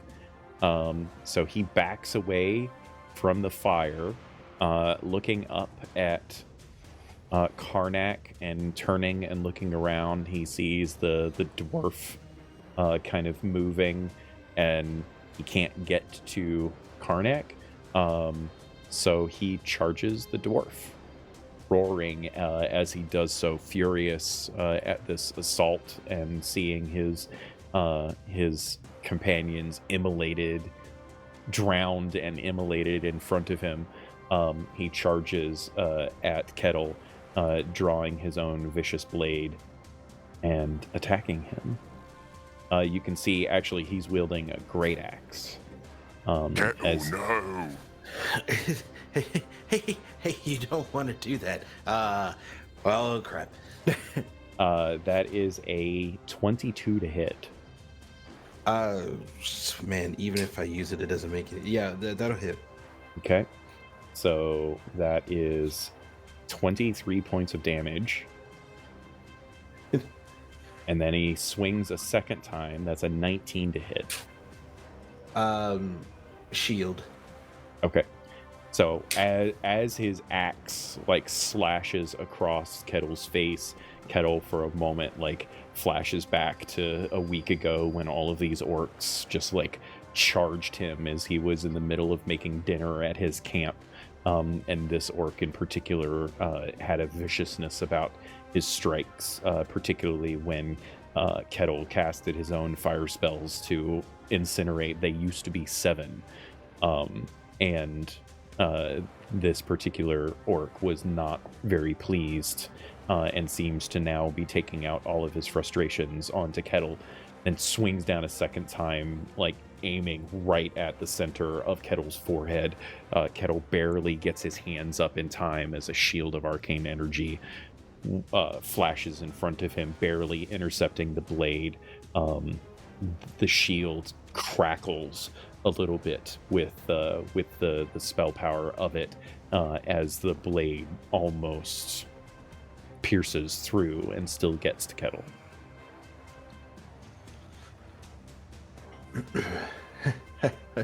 I'm hurt. Ow. Help, unseen person that was here. Hello. Speaking of that unseen person, Beth, it is Sai's turn. Ayo.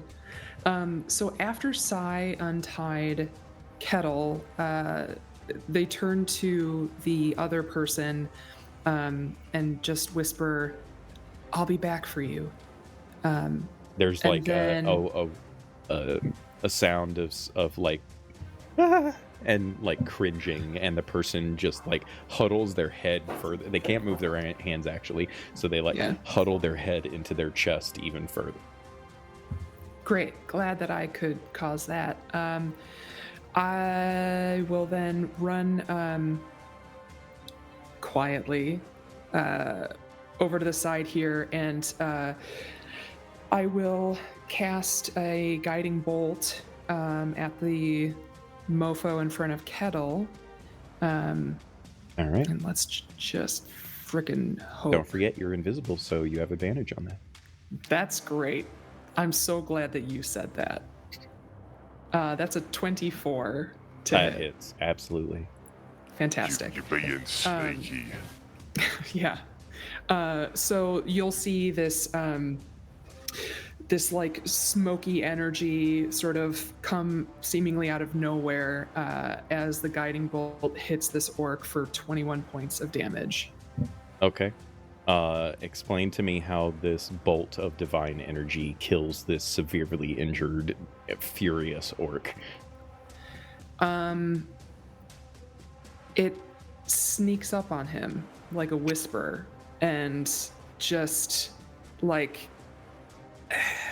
it came from nowhere and it shot through him, and he just sort of froze and then fell to his knees and then fell forward on his face.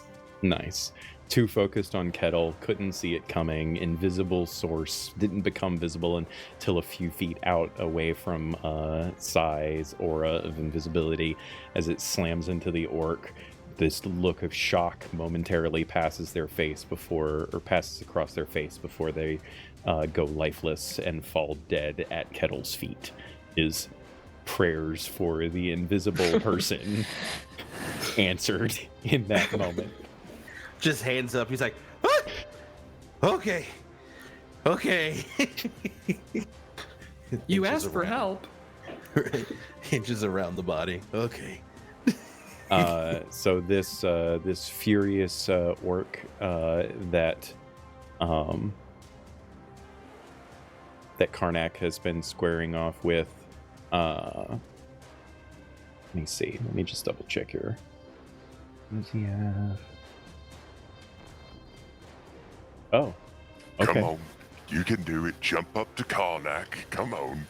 As Karnak is like taunting him, I'm assuming in Orcish, as Yeah. Karnak is taunting him, you can see this bloodlust-ridden smile cross his face, and the two axes in his hands, he just smashes them together, and you can see this malevolent glow of energy upon them, and a giant axe, larger than the axe that the orc commander was wielding, appears in front of Karnak. This black, vicious-looking blade with like globules of malevolent energy falling from it that dissipate as soon as they hit the ground.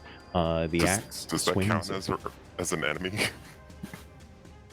It's a spiritual weapon. Oh, do you think my skirmisher reaction would work in this instance? I don't know. What is your skirmisher reaction? It says when an enemy approaches me within 5 feet, I can use my reaction to disengage and move half my move without provoking opportunity attacks or reaction attacks. So technically, the spiritual weapon doesn't have a form that you can attack, so I don't think it counts as a creature in this case. If it had been like a normal summoned creature, I would say sure, but in this Okay. particular case, I don't think it applies. Because it's Does Kettle basically see just a that? spell effect with an attack. So Okay. that is a... I'm sorry. Oh, go ahead. Does Kettle see that from where he is? Yeah. So we're just gonna do that. So we're gonna hit him with a counter spell at 3rd level. You used your shield. Oh, my reaction. So you do not have Damn a it. reaction. I'm still freaking out about the dead orc. Yeah. Yeah. Damn. That was a tried. 22 to hit. Which I'm assuming hits. Yeah, that hits. So, going to be 16 points of force damage. Cuts into Karnak. There is no additional effect or anything from that. Okay. I'd like to use my uncanny dodge and just cut it in half. All right, you can do that. Let me... We'll use that as a token for the spiritual weapon.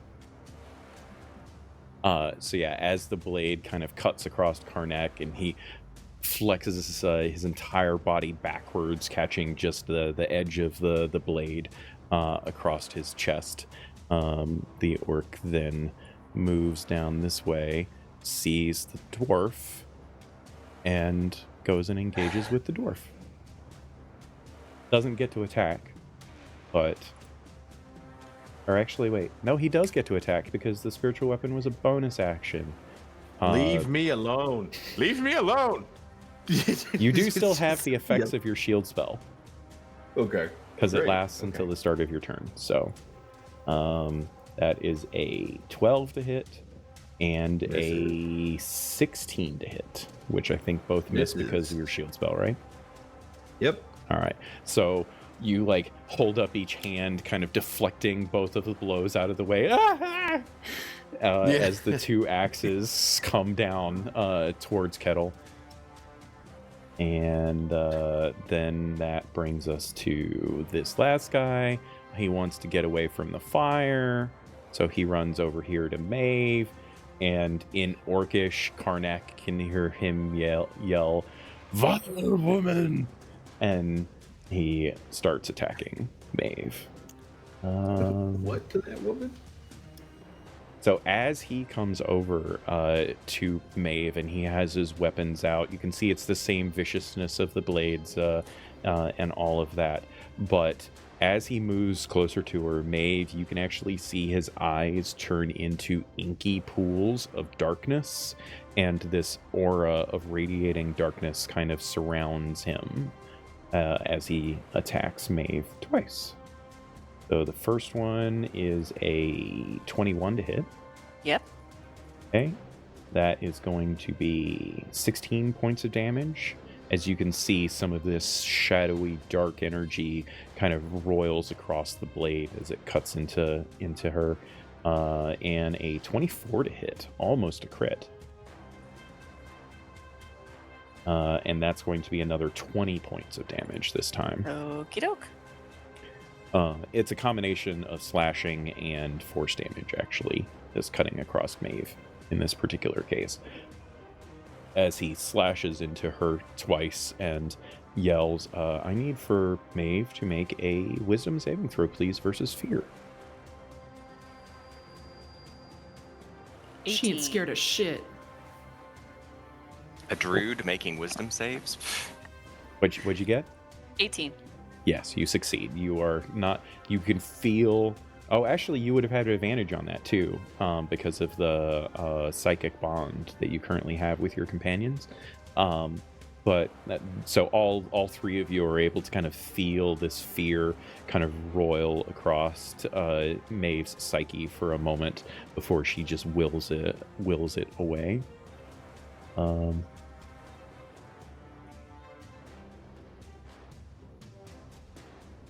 And then that brings us to Kettle's turn.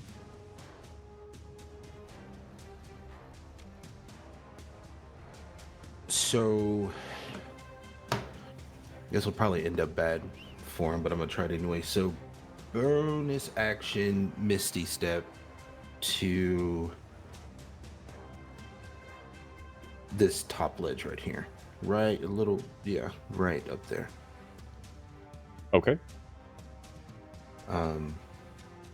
So kind of just blinking out of sight. It's more so still like with this like just, and then just he kind of blinks and goes on top of that ledge and kind of looks down. That is what it is, right? From where he's standing, it is a ledge into like a cavern to where that orc is standing. Yeah, that is a ledge. I mean, it's not so physically far that he wouldn't be able to just run right back up the surround to get up to him. But he has to survive long enough to be able to do that. Perfect. Then I'd like to hit him with a firebolt. Go for it. It's a 15 to hit. 15 just hits. Oh, we'll take that. And that is 10 points of damage. All right. Let's check here. Yeah, he is still up. Okay, and then I'd like to use the rest of my movement to get to where my locate object was. Yeah, that's right there where you're standing. And get my things. Yeah, so I'll say that you could reach down and pick up your hammer and the miniature chest. Your other stuff that isn't in the chest is kind of scattered about in the space. So in this space right here where this box is, in the vicinity roughly of you, yeah, kind of in that in that red square of rubble from the erupting earth. That's where everything is. Awesome. That's my turn. All right. Back to you, Maeve. Cool. I'm gonna drop the concentration on the wall of fire, and I'm going you drop it, and you can see the corpses like laying on the ground, charred and unrecognizable as orcs at this point. It makes the sound of the hamburgers when you take the spatula off. It like. I'm gonna cast Primal Savagery on myself. Oh, good. And attack the guy in front of me. Okay. That's a 25 to hit. Yeah. 10 points of acid damage as I sort of rake him with these claws that have suddenly grown out of my fingernails, and my teeth have turned into fangs. Okay. Yeah, so you slash across him. The acid damage definitely, like, you hear the sizzle across his flesh, and you can see his flesh kind of being eaten away as your claws rake through him. He doesn't seem overly bothered by it, but you can tell that it definitely physically harmed him. And then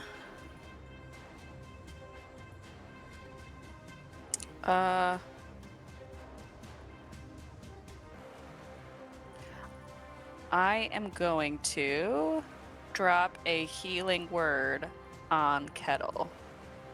Okay. You get 5 points of healing. Wow, you rolled a 1? I did. Ouch. Yep. We'll take it where we can.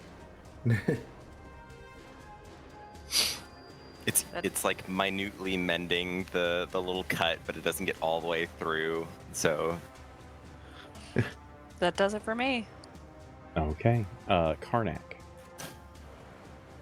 Alright, so here's what I'm gonna do. I'm gonna shadow step behind the bastard that tried to kill my friend. And then I'm gonna slice his throat. Okay. Throat slicer. So bonus action shadow step, and then I'm gonna take my short sword. Which, what do you count poisons? I mean, it might not matter because he might just die outright. But for future, if Just I've hit applied him. poison, He's got 2 fucking hit points.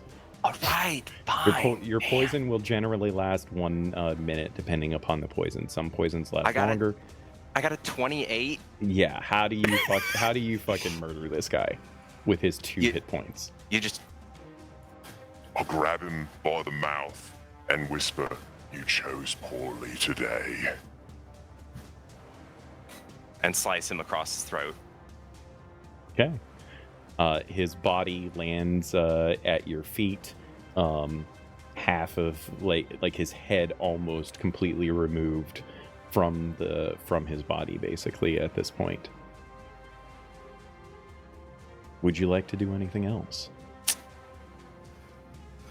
Let's see. Bonus action, attack action. I guess I will move action up the slope towards Kettle to make sure he's okay.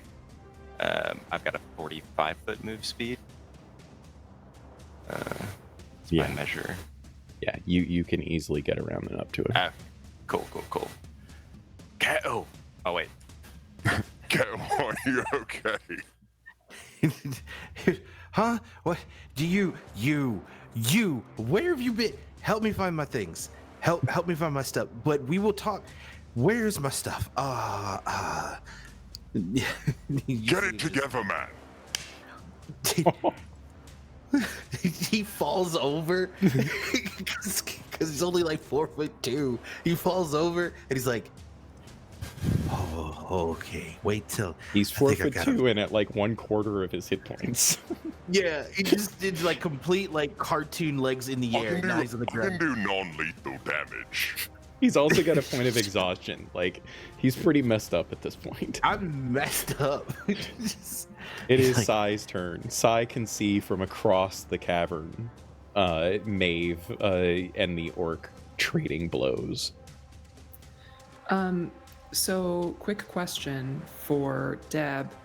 Oh yeah. In all of this, with that moment of like fear that almost took over, and now with like all of these awesome attacks that you've made, what like feelings would Sai have pulled from all of that, or thoughts, or whatever? Just sort of intense concentration and a little embarrassment because Maeve didn't intend for it to get out of hand like it did. But also she's having fun for the first time in a while. So it's complicated. She's feeling complicated. I wonder if the group is feeding off of Karnak's emotions, because we are sharing emotions. And so I imagine it's kind of like, I've read some novels where like sometimes people's emotions take over as your own. Yeah. Totally Karnak's fault. 100%. What would you like to do, Beth? So I'm gonna run up. You mean you're not gonna fly? Oh yeah, the fire's gone. Okay, sure, I'll fly up. Why not? Just because I can. And I'm going to level another guiding bolt out over towards the one in front of Maeve. Do it. Let's go fucking big for this one. 5th level. That's a natural 20 for a total of 28. Hang on, let me roll my 16d6. That's 56 points of damage. So he had 19 hit points left. Fantastic. I fucking evaporate him. You'd think that he was also burned by the fire, being enveloped by this smokiness and then just shriveled into powder. Nice. So, And that's the end of my turn. as the invisible Sai summons forth another one of these divine, righteous explosions of death that rips across the room and tears a massive portion of the torso of this orc away, and it just like crumpling to the ground in front of a feral looking Maeve. We're going to end the scene there and take our break.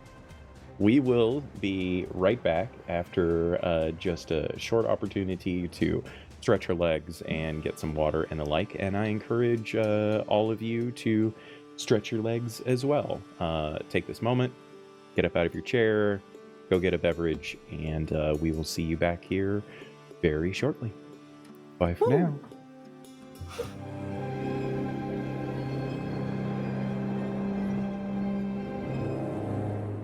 And welcome back, everyone. Thank you so much for sticking around while we took that opportunity to stretch our legs and such. We are going to dive right back into the action here after our intrepid group of heroes managed to rescue one of their captured companions that they had been seeking. We will get to the aftermath of that in just a second. For the sake of time, I'm going to, if you will allow me, narrate here for a moment the immediate aftermath of this circumstance. As the lot of you, as the orcs fall and Kettle sets about to, pulling Karnak by the ear, so to speak, to get him to help find all of his various items and possessions that had been taken away from him when he had been taken prisoner. While that is going on, I will say that Sai, and then possibly Maeve as well, go and speak to the half-elf that had been taken prisoner.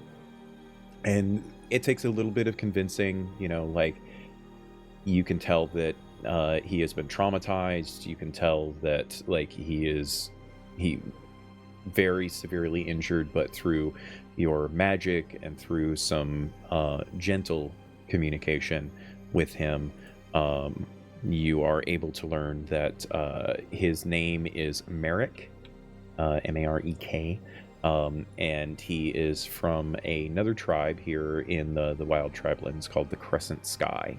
And he is a messenger. Some of his possessions were also among the things that the orcs took. Here's the kitty. Good old Smaug. And you are able to heal him up a little bit, kind of reinvigorate his mind somewhat. He is actually very thankful for everything that you've done and all of that. He is actually, there's a brief exchange between him and Karnak, as he can recognize Karnak being of the Tribelands, but he can also recognize in Karnak that he is not currently of the Tribelands, that he has enough possessions and demeanor about him that he knows that he's not an active member of any particular tribe, whether or not Karnak wishes to share anything about his past, which I assume he doesn't. There's that respect and understanding.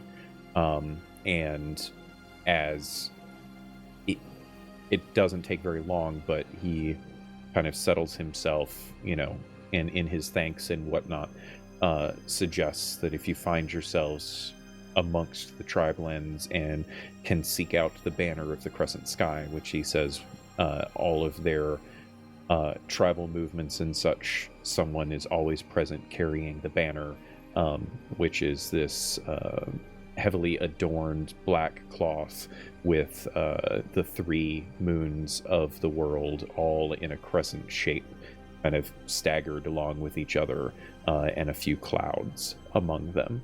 And he says, if you need respite or seek aid in any way, seek out the crescent sky and inform them of what has happened, and they will lend aid. He does not linger long. He collects his things, shares, a little bit of time with you, perhaps a little bit of a meal and the like, before venturing out into the night to find his tribe once again. And so, after Merrick takes his leave of you, and/or while Merrick is still there, perhaps talking to Maeve or Sai, what is it that Kettle and Karnak are doing at this point? If there's anything specific that you all want to do before Merrick leaves. If not, we'll just move on and you guys can get into the post-rescuing of Kettle. Nothing specific towards Merrick. Same, nothing. So there you all are. I'm assuming you don't want to stay in the cave per se, but maybe you do. You might be bloodthirsty enough for that after such a battle as that. Yeah. Kettle is rescued. Oh, man. Okay, not how I wanted to spend my time. Thank you for that. Yes. What took you so long? It's just not something that, what? It's because I'm that small? Huh? It's because I'm that small? And he's like hitting the side of your leg, huh? And it's really not doing anything. He's like, huh? Look, Damn. Why didn't you come to me before you left? Huh? Why didn't they send me with you? Huh? You could have told old Olmec who's the best guide relating to the tribelands, but no. You had to go out on your own, because you're a big boy now. I am a big boy now, puffs out his chest. This wasn't a mission for your skills. Like, it was just more so of a informational gathering, maybe kind of like shaking hands, kissing babies type thing. You're really not the type. Look, I hope you don't kiss none of the babies here, because I can assure you they're not washed in some time. You know what I mean. Still, look, you went into an area that you don't know very well, right? And you got yourself captured. No, I went into an area that we didn't know very well. What is this? Look at, picks up dead body. Look at this, right? You weren't supposed to be here. He's still kind of hairy on your leg. Look, and puts my hand on his forehead as he's trying to hit me. I don't like that. I don't like that you do that. Look, stop it. Stop it.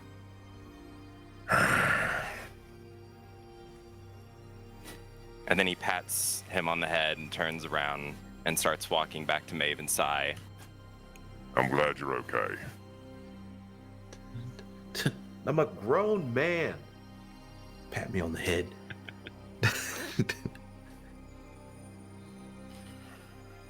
All right, you two. Now, let's gather our things and... Well, I mean, we might as well loot the bodies. Might as well. Kettle walks up. Yeah, Kettle walks up to the 3 of you, and he's like, "Okay, I think I have everything." And then, like, at that moment, kind of looks at the both of you and goes, "Oh, you didn't tell me they were coming. Wow. Hi. I know the both of you, obviously, right? Okay. Sai, freaking amazing Night Warden, and then Maeve, right? You do a lot. The Bone Orchard. I've never been there. How is it? I haven't been there for a while either. Hopefully it's about the same. Oh, cool. Like he's looking at the both of you like he's meeting his favorite like football star. He's like, this is cool. They sent you to come get me? Driftball star. Driftball star. Yeah, Driftball star. Yes. drift bowl. Yeah. Are you all right? Yeah, no. Yeah, no. Yeah, no. It'll Is be there- alright. Is there anything that a good night's rest won't cure? For the most part, yeah. I mean, I've slept a number of nights and I haven't grown any taller. Sorry, my head hurts. Understandable. let's- Cool. Let's just. I think we could all use a rest. Maybe before we carry on with all of this. That would be great. Hey, didn't you guys have another person with you too? We did. Yeah, For a he while. was very cool. I think you would have really liked him. Yeah. No, I if just he's get as that cool as you feeling. guys. Yeah. That's awesome. Yeah. Why are you So hanging much out with this idiot? Looking for you. Right. Oh, you know what? That makes sense. Brains and power. Karnak. Got it. Karnak, where's AB? Like he's like ready to get out of this cave. I mean, a couple more choice words from you, and he'll be 2 feet from biting your own ankles for all I care. Yeah, he's too tall for that. Where is he? I haven't seen A him. fine head biter with you. You listen, I have my stick now that you refer to it. I will not hesitate Yeah, to blow stick. Yeah. Look, I know you've got a short temper, but don't make it about you, okay? you. Hey, you get one more of those, and I will show you how short I can be. Outside of what I already am. Are we just gonna stay here and talk around all this viscera and starting to stink? It smells like Look, you Burnt wanted a edges. mission, right? This is what happens on missions. I was on a mission, I was doing the mission, and then while on the mission, these idiots got me. Was not my fault. I was taken by surprise. You weren't ready for solo. Okay, fine. You're right. You can't see over a boulder. I get it. I've never said that. Yeah, no, you didn't have to. Short temper. As they're sort of bickering back and forth, Sai just looks over to Maeve. This is delightful.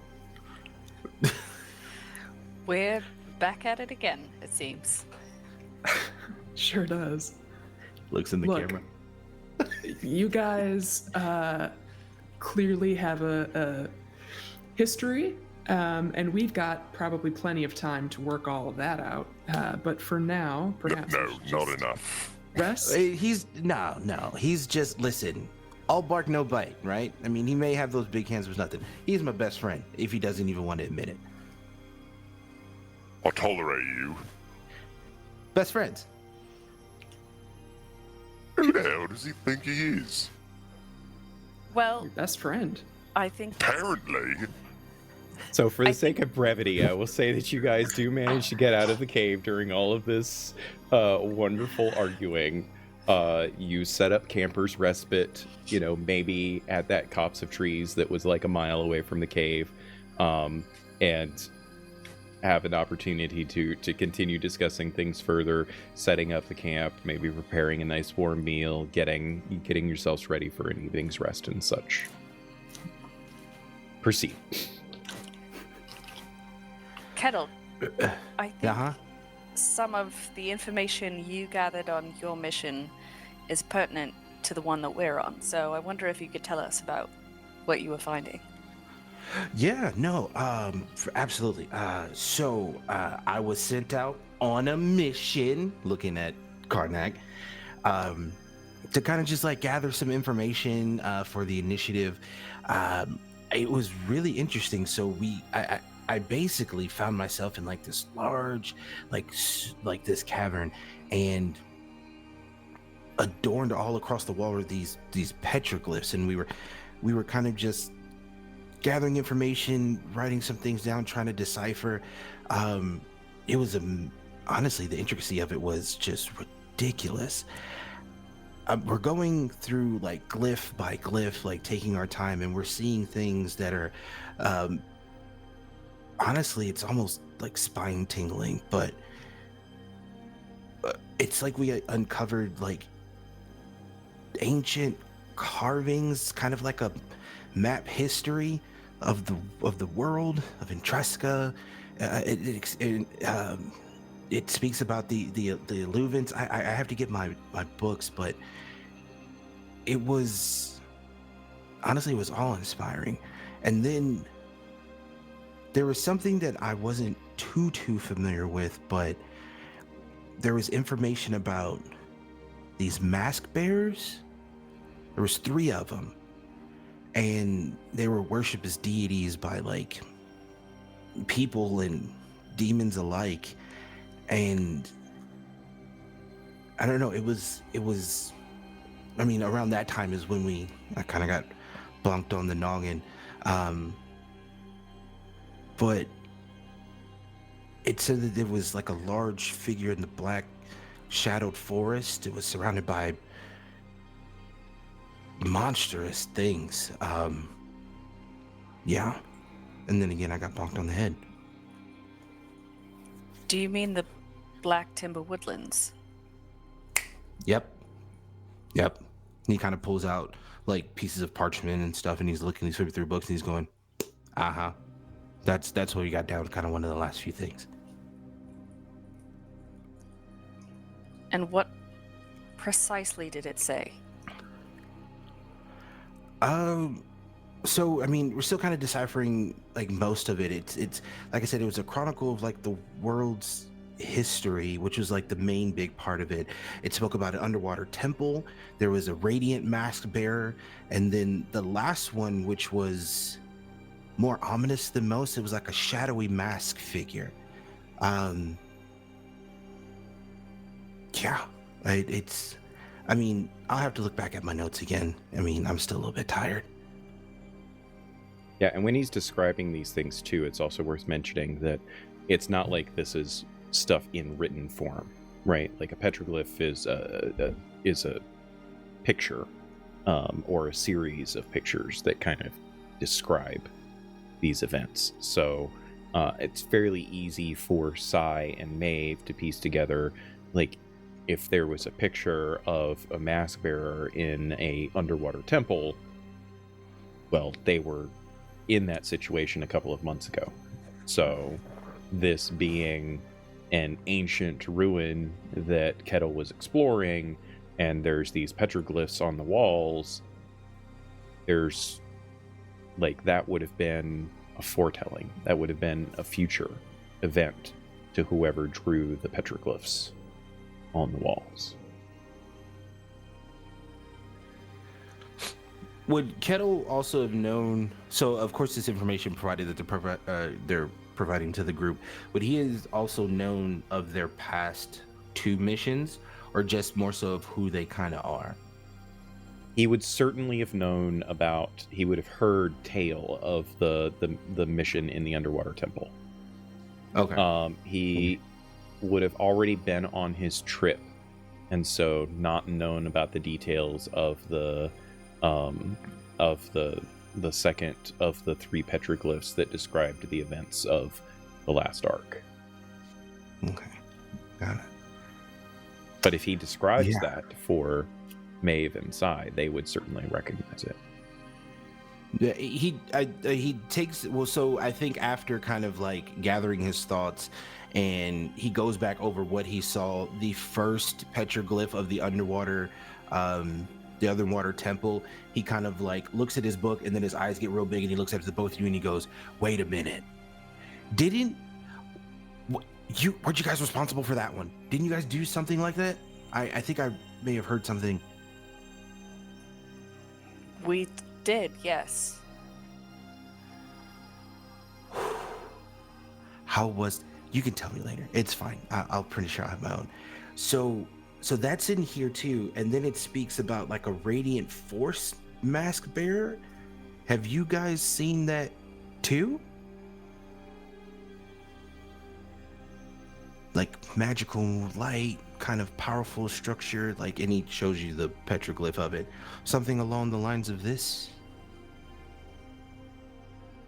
Would that be what we just? Yep. Okay. Yeah. There's a flashback that the both of you have, almost PTSD like moment, as the petroglyph. While it's a petroglyph, so it's kind of a crude drawing in a way. It certainly. Well, thank you for the raid. Welcome in from OG Blaze 82. We're just getting into some backstory storytelling here. But yes, the crude drawing of the crude drawing that that Kettle shows you is too familiar for it not to be that circumstance that you lived through. You guys are making a face. You guys are making a face. You guys are making a face like you've seen this. What did you see? Can you describe it? I want to kind of add it in here. This is not a good thing, is it? It wasn't. Oh. We handled it though, I guess you could say. Oh, okay. Handled it. Okay. Okay. Cool. So, connecting the dots here, there's another one, and then this one's a bit more crazy than the other two. These are world enders. You realize this, right? Like, you do. Yeah. Okay. Yeah. You guys are making the face. It's still hard to believe, but yeah. Okay. So you saw the third. I mean, what have you gathered from all that? Well, I haven't seen the third. Like I said, I'm just going off of, honestly, I didn't even know these were things that were happening. Yeah, to my knowledge, these were just kind of like, cultural anomalies, maybe folk tales, things like that. But now I'm a little bit nervous because what you guys are telling me is that these things are actually happening.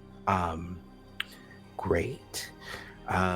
So if we, I guess, continue forward with what we notice, shadowy mass figure, it's the black shadow forest that you had mentioned, Maeve. This one, compared to the other ones, just from what we can see and what you're telling me, this one's got some backing. Like, it's not this mask bearer shadow figure.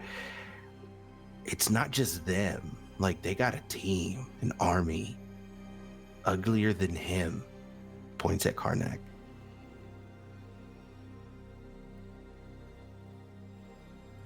Or the potential to build one. Yeah. It's worth clarifying. The pictographs show them having an army in the past.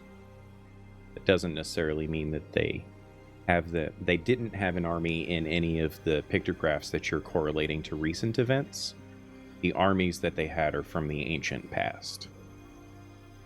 I guess, okay, so maybe I portrayed that differently because that's why I said, like, the potential. No, you to portrayed build it fine. I'm just wanting to make sure it's clarified that while they don't have anything now, you are 100% right in that, like, it seems like they could raise something.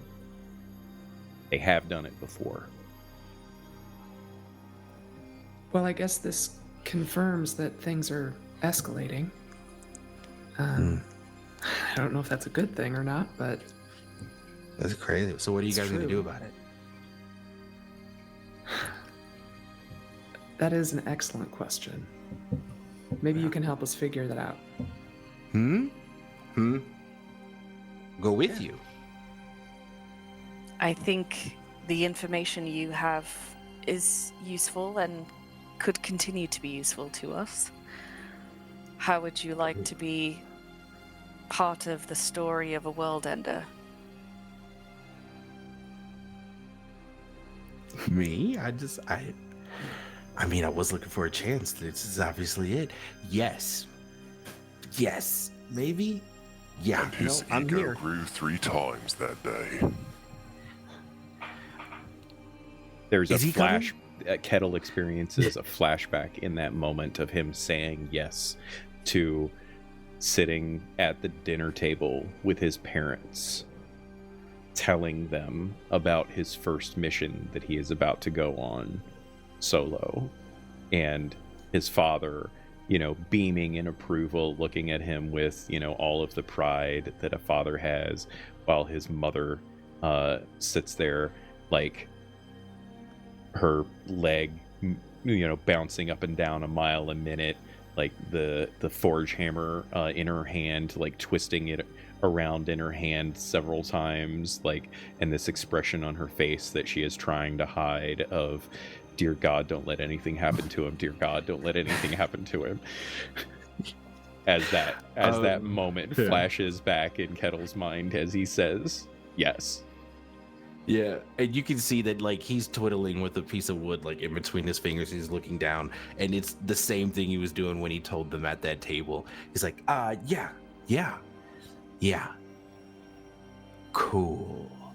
So this makes me like I'm an operative, right? Like I'm for real. You need to know that it's not like it is in the stories. It's much more difficult, and we can't promise your safety. One of our friends was lost. Another one is now on another path. I don't know what this will look like for us. A lot more of this, as Karnak points back to the cave. More of that, huh? Mm-hmm. Yeah, let's think about this hard, Kettle. I mean, sure. I glazed over some of those stories because they're really bad. So this is normal for you guys. Yeah, it's pretty normal. So you guys run into danger, eviscerate those in front of you, gain knowledge and things for the initiative in an effort to make things better, right? You hope. That's the goal. Okay. I mean, I don't sit and ponder every chap that I'll kill. Okay. That's heavy. I will need to kind of give it some thought. I've thought about it. I'm down. Oh God. How old is Kettle? Oh, I mean, he's like and he's good. dwarf, so like he's Yeah. in his 40s or 50s, but that's still Okay. like equivalent human 20s kind of thing. And both Sai, well, I don't know if Sai knows this, but Maeve certainly knows that Kettle was only recently promoted to Operatum. Like less than a year ago was he promoted to Operatum. Nice. All right, so when do we go on our maiming killing spree for the Operatum? Let's do it. Hey. Well, We try to keep the maiming and killing to a minimum, although it doesn't seem like that's the case today. Yeah. You said this is right. Is this like a light day for you all? Let me be clear, Kettle. I was going to do a distraction first. He's lying, right?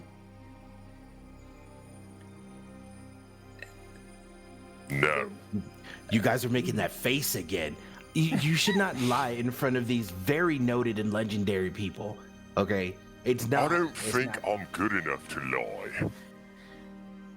He's not lying there. Damn. The plan started out with a distraction, and it got a little out of hand. A little. You went in to watch you work. From what I've seen and like just heard in writings, this was a joy. You went full feral, and then there was a wall of fire, and then you, invisible, whispering in my ear, "You're a death warden!" You're a night warden. Like what? I mean, sorry, death warden seems appropriate. tomato, really. Like it's crazy. You just say, and then there's you. you guys are great. Like, I mean,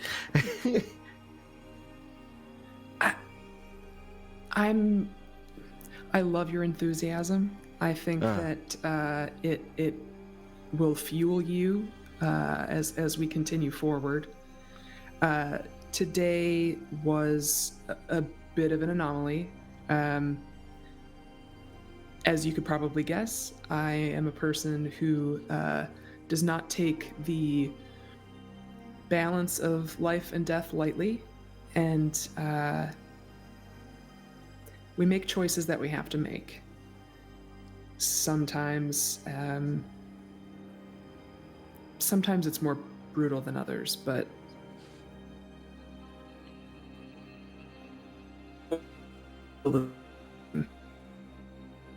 Oh. No. it was so good. It was so good too. I thought, And she's gone. you see, does she always just disappear like that in Mython? Yeah, I mean, you know, Sometimes, we're not yes. meta. She disappears. She does? Okay. It's okay, Sai. I'm cool. Can she hear me? This time it's not Deb. That's true. So, I mean, you know, now you get to lord that over her. Hopefully she comes back here in a few moments. So where did we go next on the hunt for the hooded owl? Mask bears. To put it out. Oh. Welcome back, Beth. hey, sorry, I sneezed and went invisible again. Just right in the It middle. happens sometimes. I take death very gone. The death sneeze. Death sneeze. Okay, no.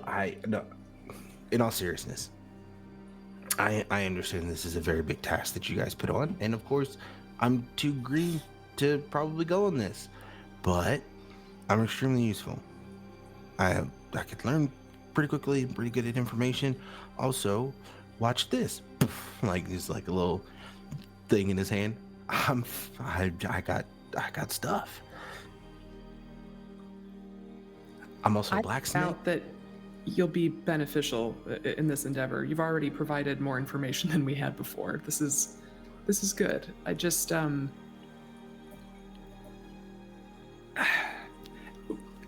I'd like to know that you're fully prepared for all of this. It hasn't been the easiest on us, and you can certainly handle it, but I don't know. What else you got? I think what we need is to take a rest and let Kettle recuperate, let myself recuperate. I'm definitely not at top strength right this moment. He mentioned the Black Timber Woodland, so I think we should head there.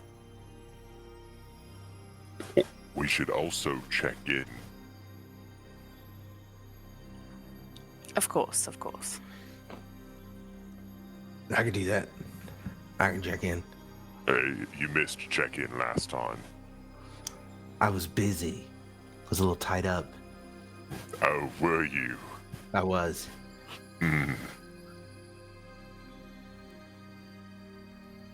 This is gonna.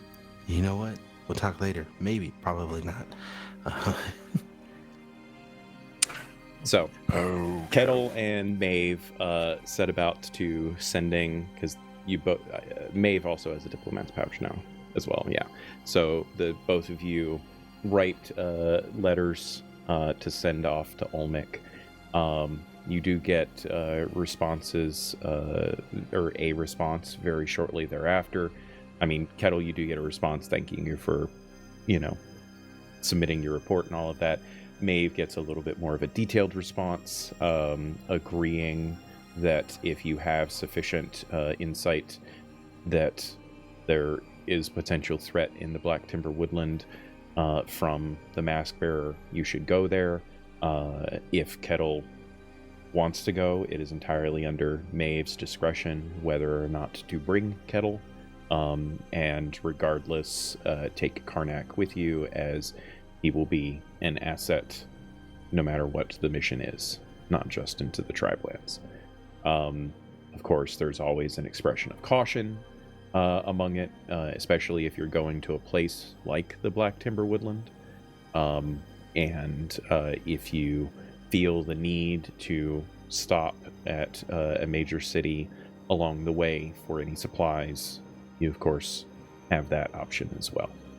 So in the interest of time, I will advance things along here. You guys do take your rest for the evening. Kettle, when you awaken the next morning, it feels good to have slept, even if it is just a cot. It is the comfiest damn cot in the world to Kettle right now, especially considering how he's been sleeping for the past little while. So when you wake up, you do recover that 1 point of exhaustion that you had. Your hit points, spell slots, all that kind of stuff recovers. You still feel sore, right? And there's still a little bit of emotional trauma that you're probably going to have to deal with at some point from the experience, or from that kind of experience. Beth, I was going to ask this before you disappeared on us.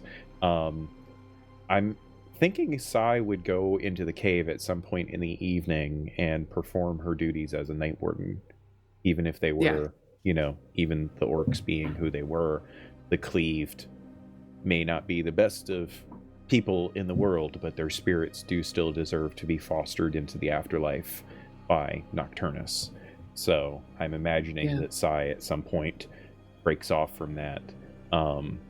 If Karnak, I don't know if Karnak would be interested in, what Sai heads off to do in the middle of the night, but I imagine Karnak would have noticed that circumstance and maybe secretively or not secretively tagged along to witness the events of that.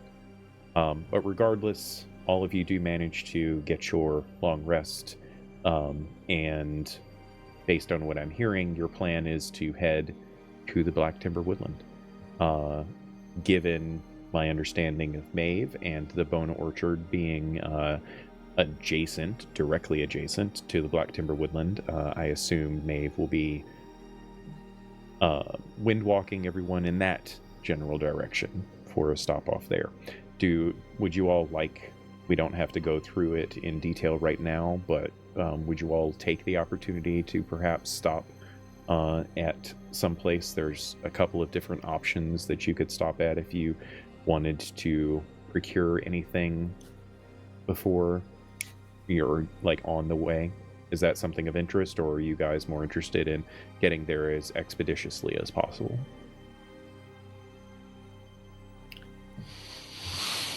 We could stop at maybe a Crescent Moon place, since now they kind of owe us a favor.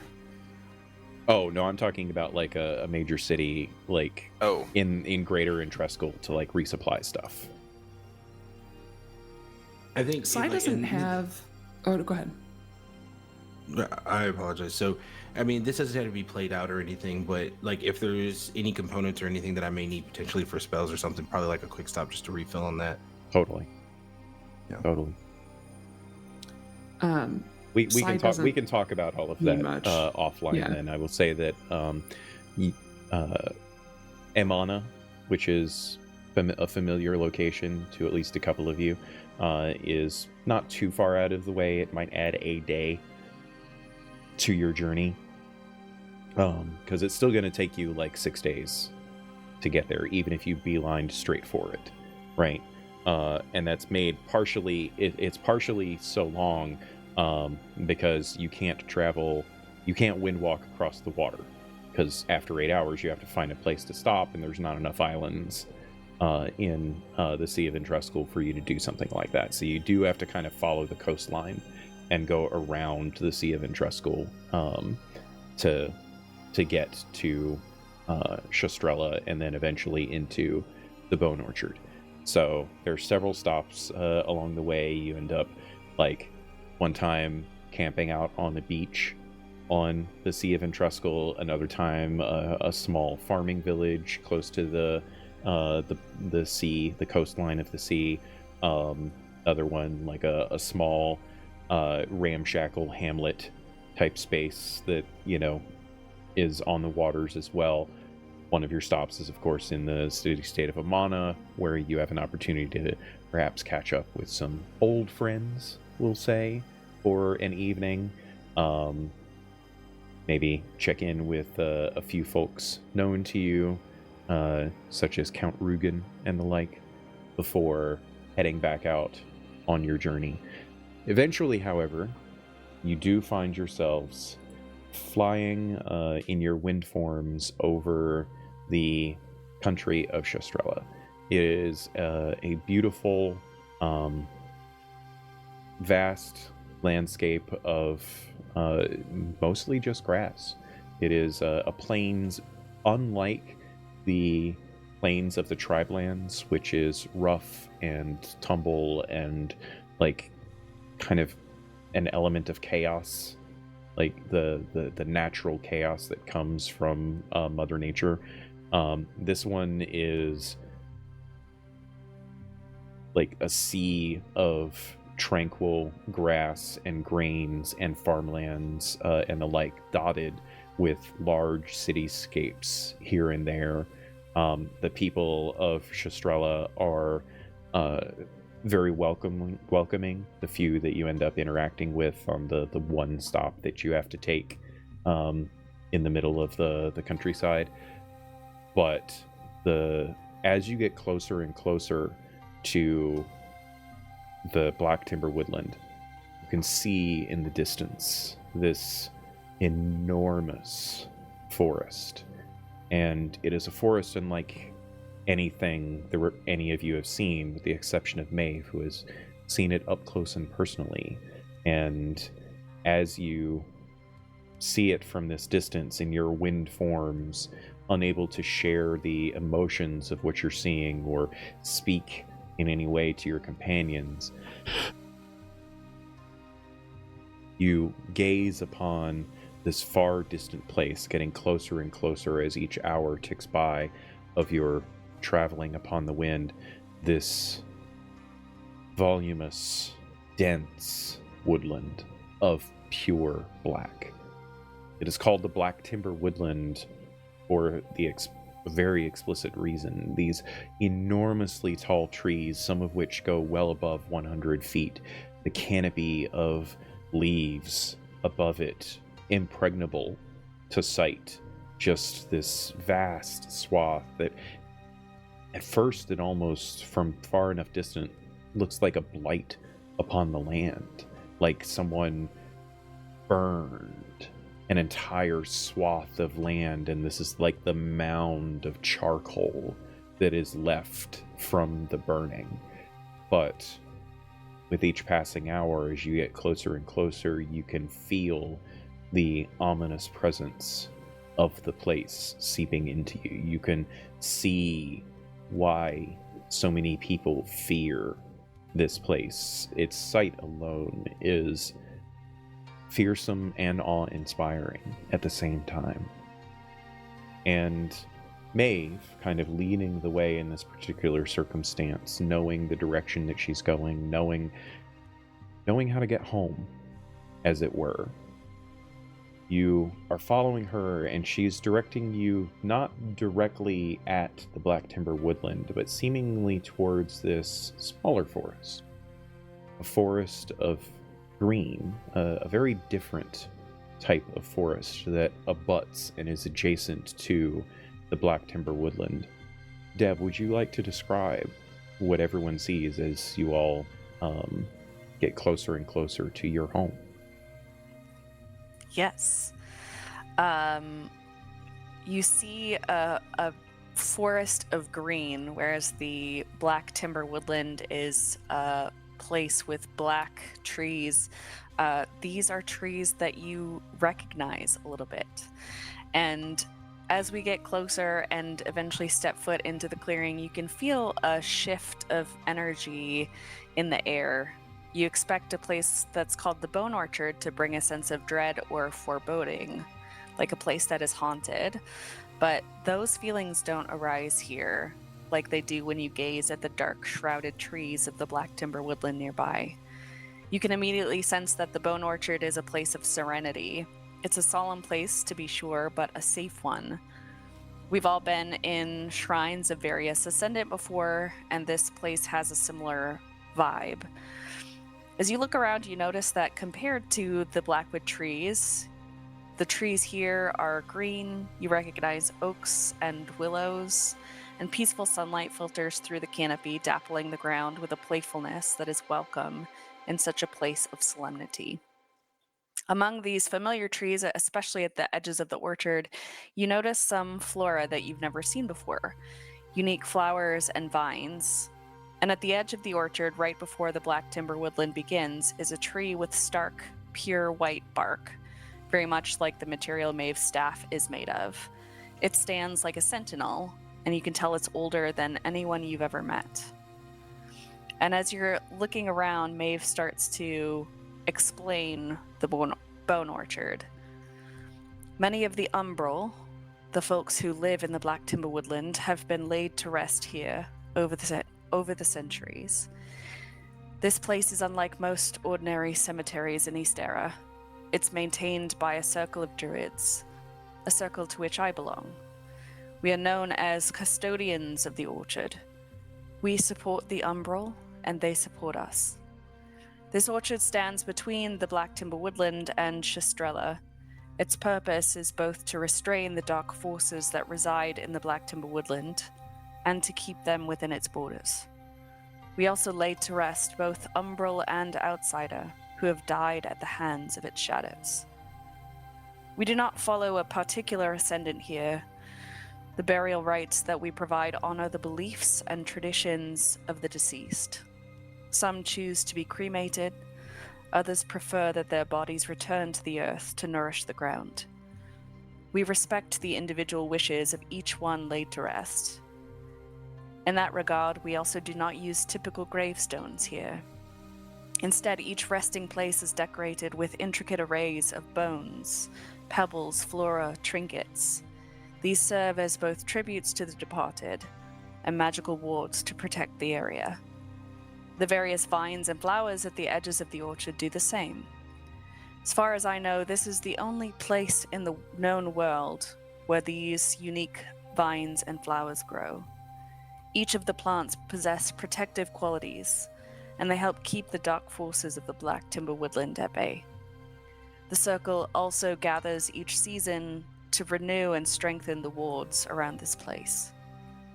All of us are well versed in the rituals of the grove, but we often have different duties as well. Scouts and protectors, groundskeepers and herbalists, masters of lore and legend, each with our own personalities and paths, are part of the circle. Some of us were born here, others led by forces beyond knowing. All of us are watched over by Elder Elinor. He's the high druid of our circle. Some say the spirits of the departed linger here peacefully. Some have seen apparitions or felt a comforting presence. This ancient, hallowed place holds many mysteries, ones we hope to observe and honor. Welcome to my home. And as she says that, and you all can feel the palpable power of this place, we're going to end it there for the evening. Ladies and gentlemen, we will be back next week to continue our tale, to find out what darkness awaits in the Black Timber Woodland for our intrepid heroes. Thank you so much, everyone, for joining us. Thank you for the folks that we had in chat and for the raid that we got earlier. You are welcome at our table with us, and I hope you enjoyed what you saw this evening from these wonderful people that I have joining me in this. We are going to take a few moments here and let each of them talk about themselves, the things that they've got going on, and where you can learn more about them. We will take things in reverse order to our introductions, and we will begin with you, Aaron. Please enlighten everyone as to who you are and what it is that you do when you're not having fun playing Karnak.